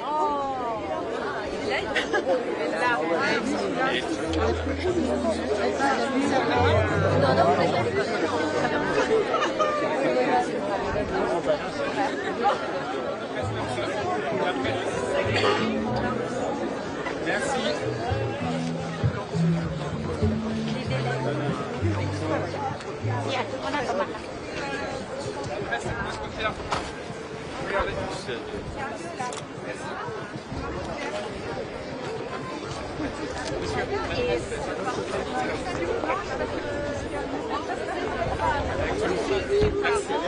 Comme ça.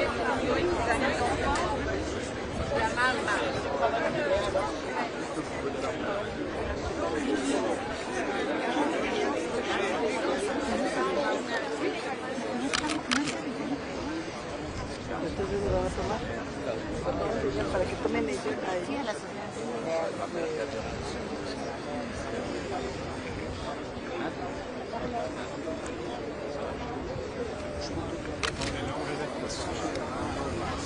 Oui. Oui.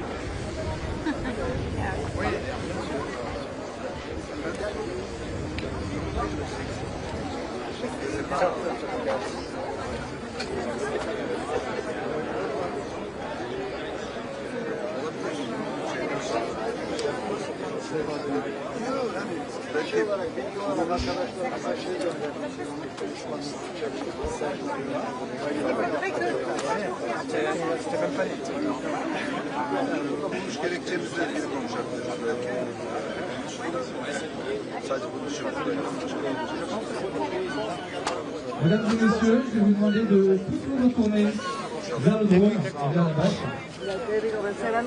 Et tout le monde va s'avancer vers nous. Et pour répartir entre les deux lampadaires, s'il vous plaît. Par ici, par ici. Voilà. C'est bon, c'est bon. Ouais, c'est bon. Allez, on va voir tout le monde, s'il vous plaît. Avancez vers le fond. Allez, tout le monde pour faire une unité, s'il vous plaît. Tout le monde pour faire une unité, s'il vous plaît. Monsieur Dan, on ne reste pas sur le groupe. Et si les caméras ne vous repèrent pas, ça veut dire que vous n'êtes pas pour la paix. Allez-y, montrez-vous, s'il vous plaît, montrez-vous. Levez vos mains. On est mis les soleils pour la paix, là.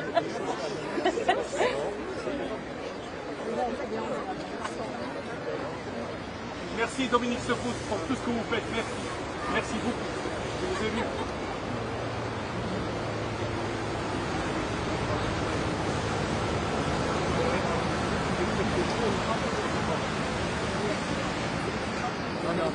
Non, mais c'est...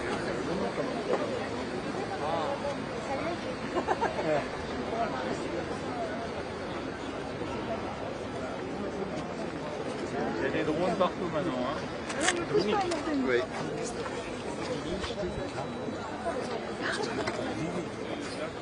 Est-ce que les gens qui ont des badges pour les gens qui les suivent? Les officiels sont pas enlevés des badges. Ah.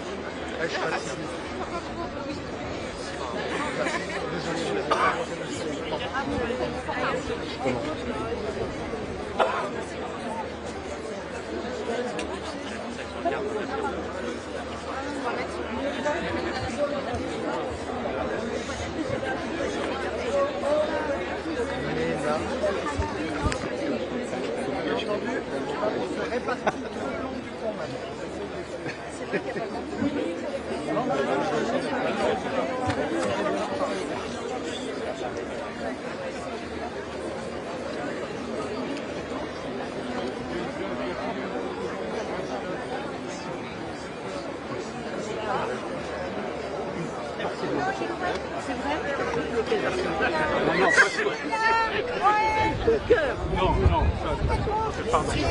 Sorry. Ah, ok. Restez en place, s'il vous plaît, qu'on voit nos biens aussi. Après, on va aller se repositionner. Ok. Non, non, non. And for those with the banners, we need to get the banners up. Yes, we need. And your banner. People back.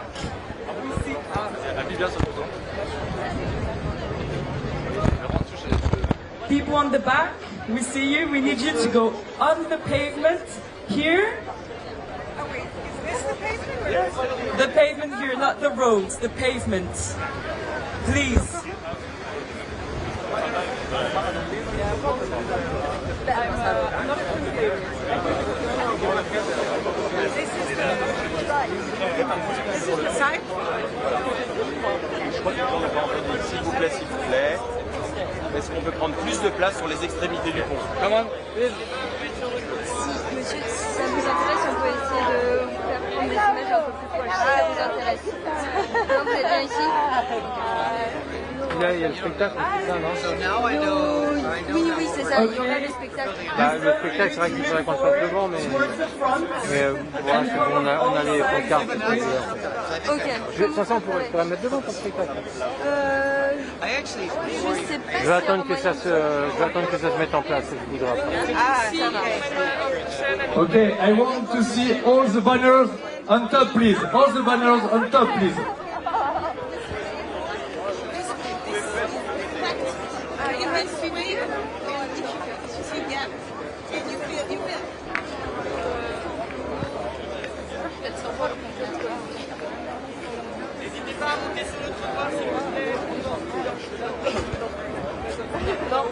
Can you have a camera? I have a phone. Yeah, that qualifies. This is a better shot. And I need some. plaît. Vous pas vous rapprocher de l'autre côté. Allez un petit peu vers le bout. C'est là qu'il faut aller au bout. Oui, au bout du pont, là, tout le long.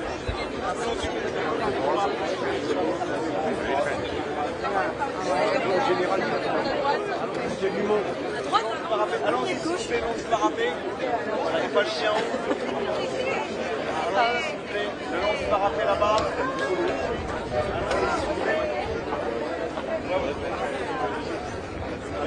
Là-bas au bout, s'il vous plaît. Ici.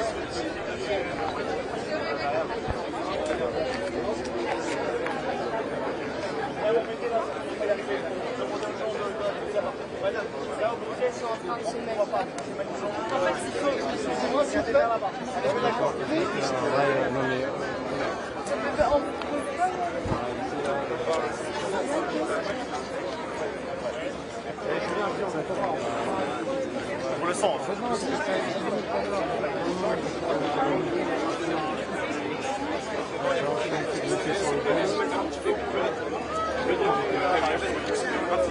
Voilà. Allons-y s'il vous plaît, venez avec moi, on va aller au bout là-bas, dans le fond là-bas.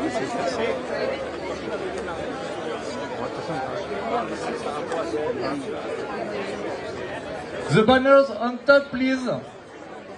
We finish the last photo, but we wait for the best one.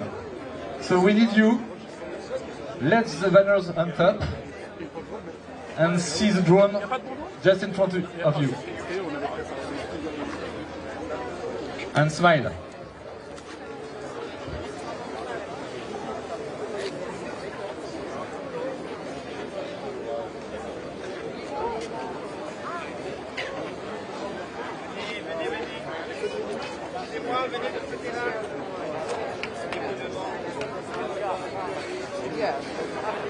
N'hésitez pas à vous avancer.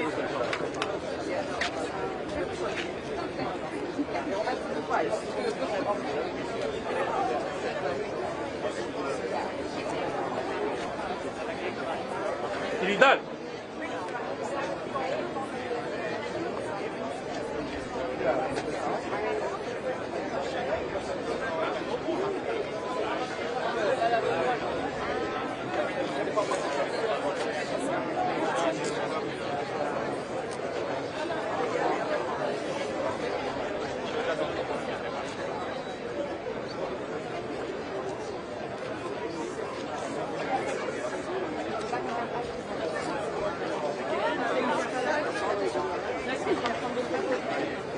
Okay, everybody,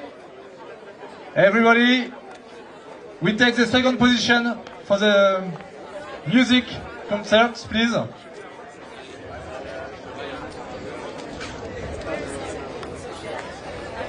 On se met en place, s'il vous plaît, pour la séquence musicale. Donc on revient derrière. On se met vraiment à l'extérieur des traçages. On prend nos positions sur lesquelles on vous a invité à venir, s'il vous plaît. Take your position.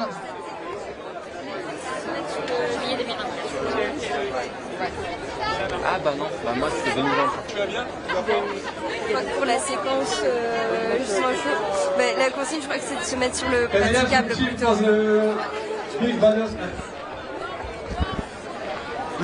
Vous faut aller sur le praticable pour le concert.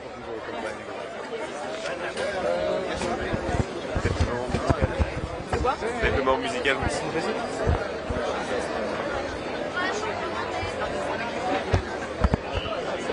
We need people for the banner, please.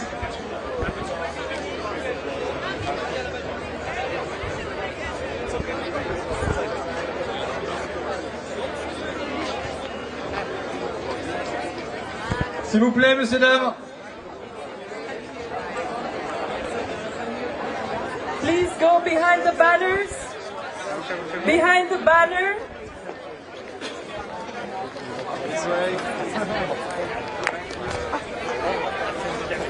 Please go behind the banner.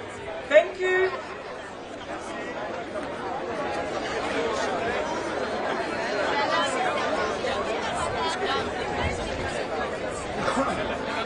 Messieurs, dames, s'il vous plaît. Messieurs, dames, s'il vous plaît, après, je vous verrai. Messieurs, dames, s'il vous plaît, venez là, venez.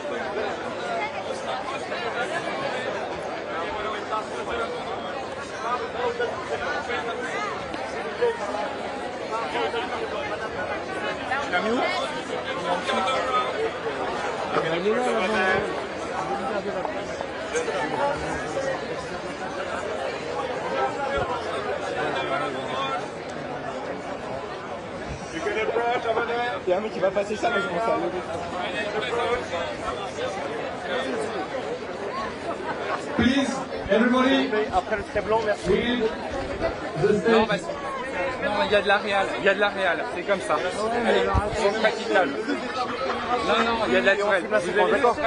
Votre podium, il est censé être là-bas. Le podium, il est censé être là-bas. Excuse-moi, juste le podium pour les journalistes, c'est là-bas. Ouais, voilà. S'il vous plaît.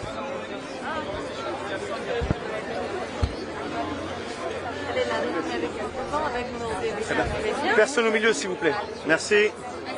Là, c'est bon, hein. De ce côté-là, c'est bon pour les... Non, non, je parle pour le public lambda, pas pour les journalistes.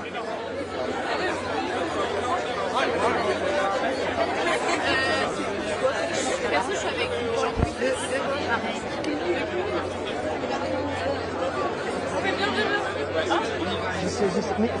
C'est la seule mettre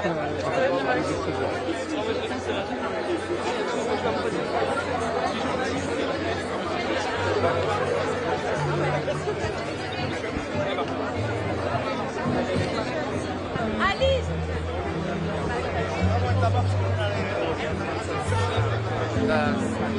Il est mort.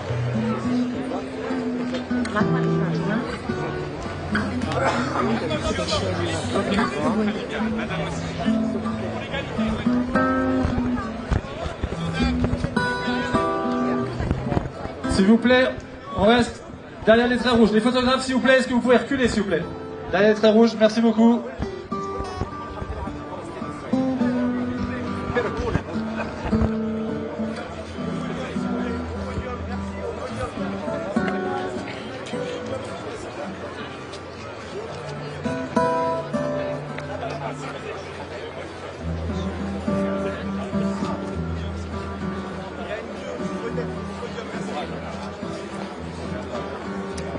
S'il vous plaît, merci.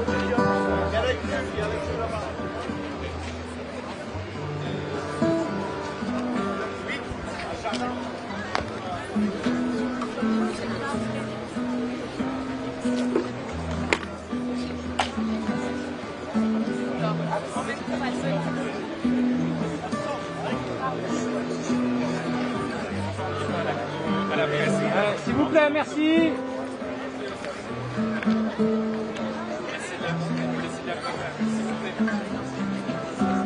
La presse, vous allez là-bas.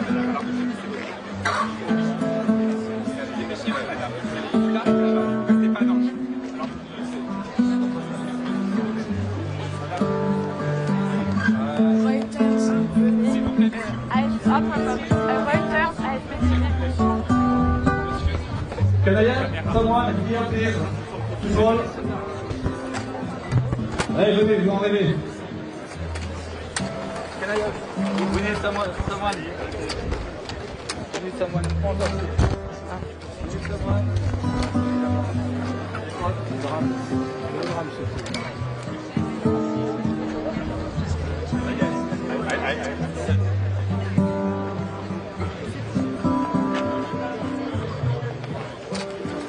Stand up, the ballot, please. S'il vous plaît, est-ce que je peux avoir des gens devant, s'il vous plaît? Les amis, est-ce que je peux avoir quelques personnes devant, s'il vous plaît?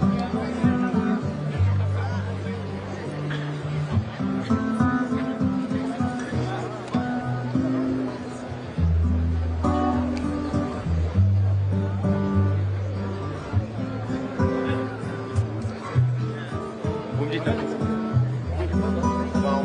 On va lancer.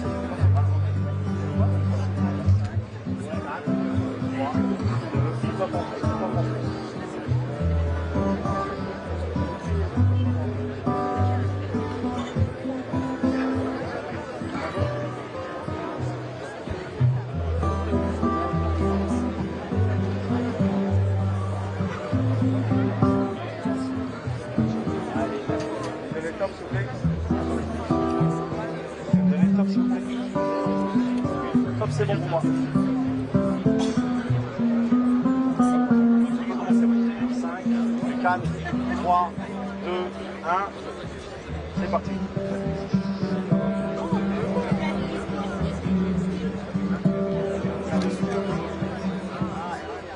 Sister, your eyes tell me all my heart really needs to know.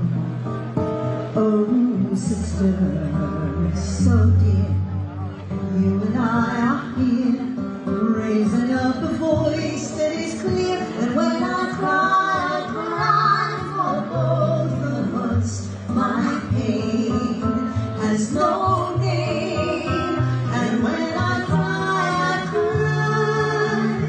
to the merciless sky and say, there must be another way.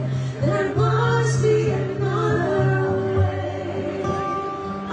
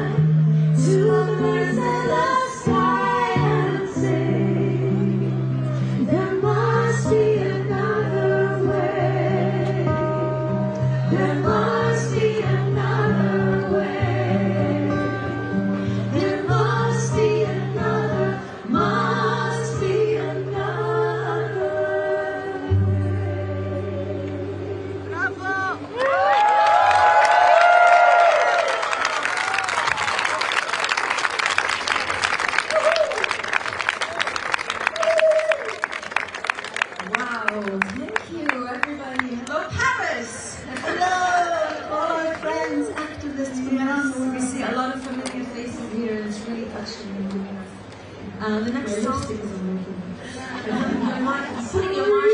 your mark on it. The next song we're doing is a poem by Mahmoud Darwish, Palestinian late poet. We're going to sing it in Arabic and then a beautiful translation to English that Noah did.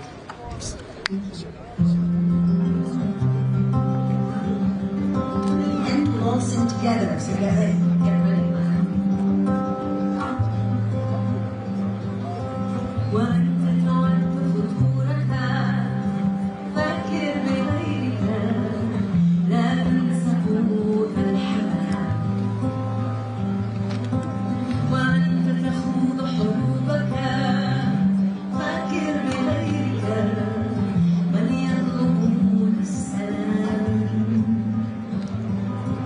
وأنت تسدد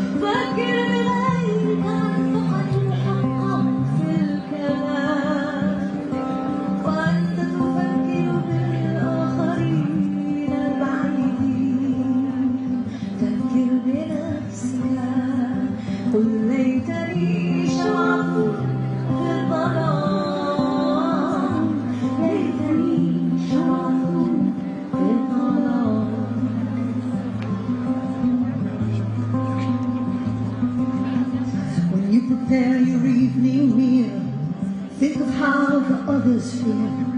Don't forget to feed the hungry dog. When you wage your wars with guns, think of all the other ones, those who still believe in peace and love. When you pay for running water, think of someone's son or daughter, nursed by clouds beneath the starry dome. When you return from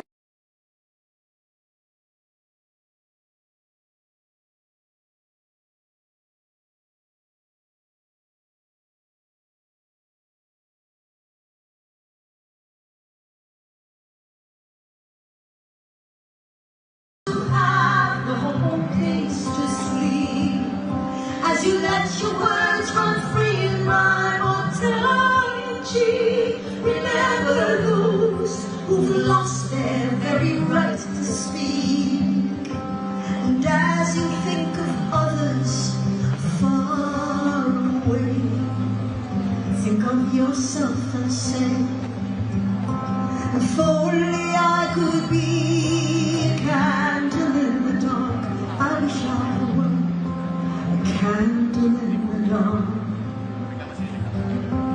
If only I could be, if only I could be a candle in the dark. If only I could be, if only I could be a candle in the dark. Now I have to say that today you are our candles in the dark, all of you, with all that you're doing. So I hope that you'll help us sing the song. Let's start with the Arabic, okay? It goes like this. ليتني ليتني ليتني شمعة في الظلام. ليتني, okay? ليتني ليتني ليتني شمعة في الظلام والمغتاب. ليتني ليتني ليتني شمعة في الظلام. How about Hebrew? Yeah, let's try Hebrew now. Are you ready? لو هايتي لو هايتي لو هايتي نبقى فلا. Sing together. لو هايتي لو هايتي لو هايتي نبقى فلا. One more time. Together. لو هايتي لو هايتي لو هايتي نبقى فلا. If only I could be, if only I could be a candle in the dark. Go for it, now you. If only I could be, if only I could be a candle in the dark. What's the singing? If only I could be, if only I could, if only I could be. And now we're going to do something that has never been attempted before. Let's go. Except for our last concert together. And that is, each one of you is going to choose the language they want to sing the sentence in. And we're going to do it together in a beautiful cacophony. And it's going to work. Yay. Let's do that, okay? Here it goes. I love you.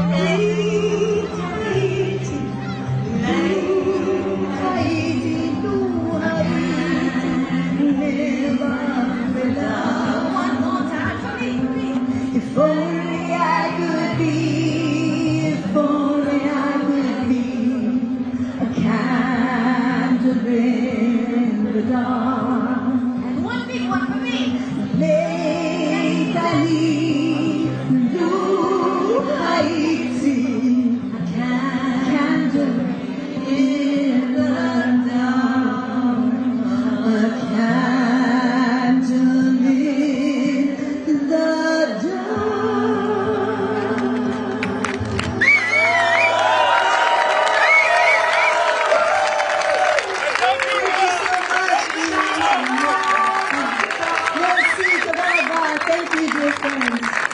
Thank you to all the amazing activists here. You're our inspiration. Thank you so much.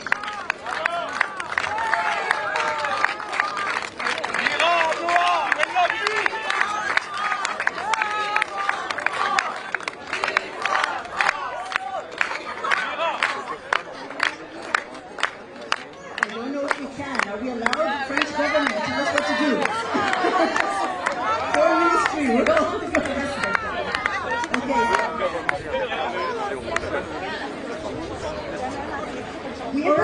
We'd like to, we're inviting all of you to join us in Reimagine Peace in July in Florence. 3 days of peace, Palestinians and Israelis together between the 10th and the 12th, and maybe the next stop is Paris. We have the French government here. Maybe the next Reimagine Peace will be here in this great city. I hope.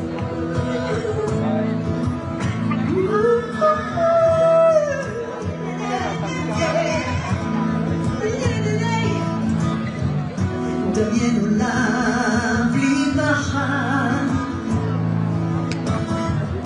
עולם ללא שנאה, שבו נחיה ביחד סוף סוף,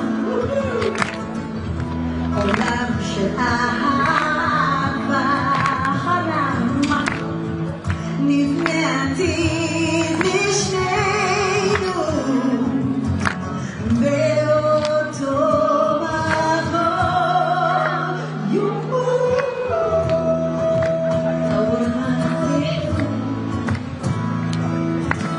world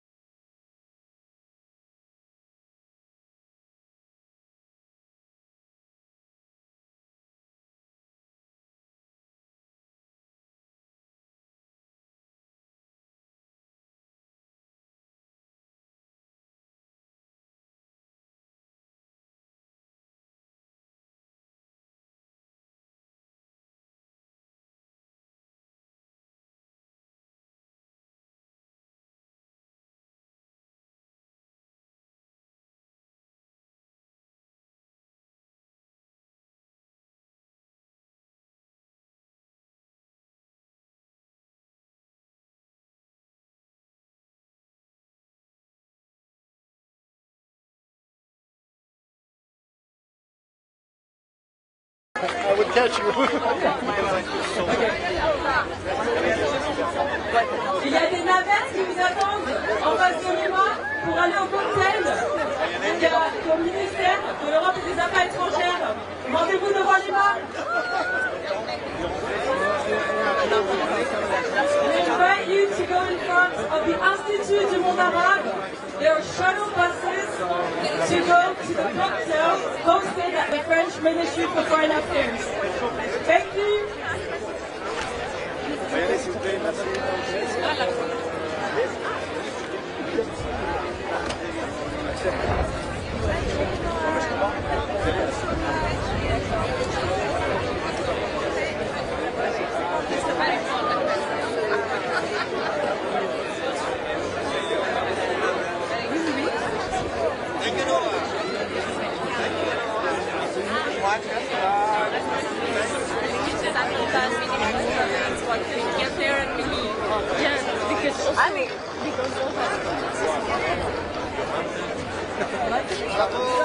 C'était... Non, what you did was amazing. That's amazing. No,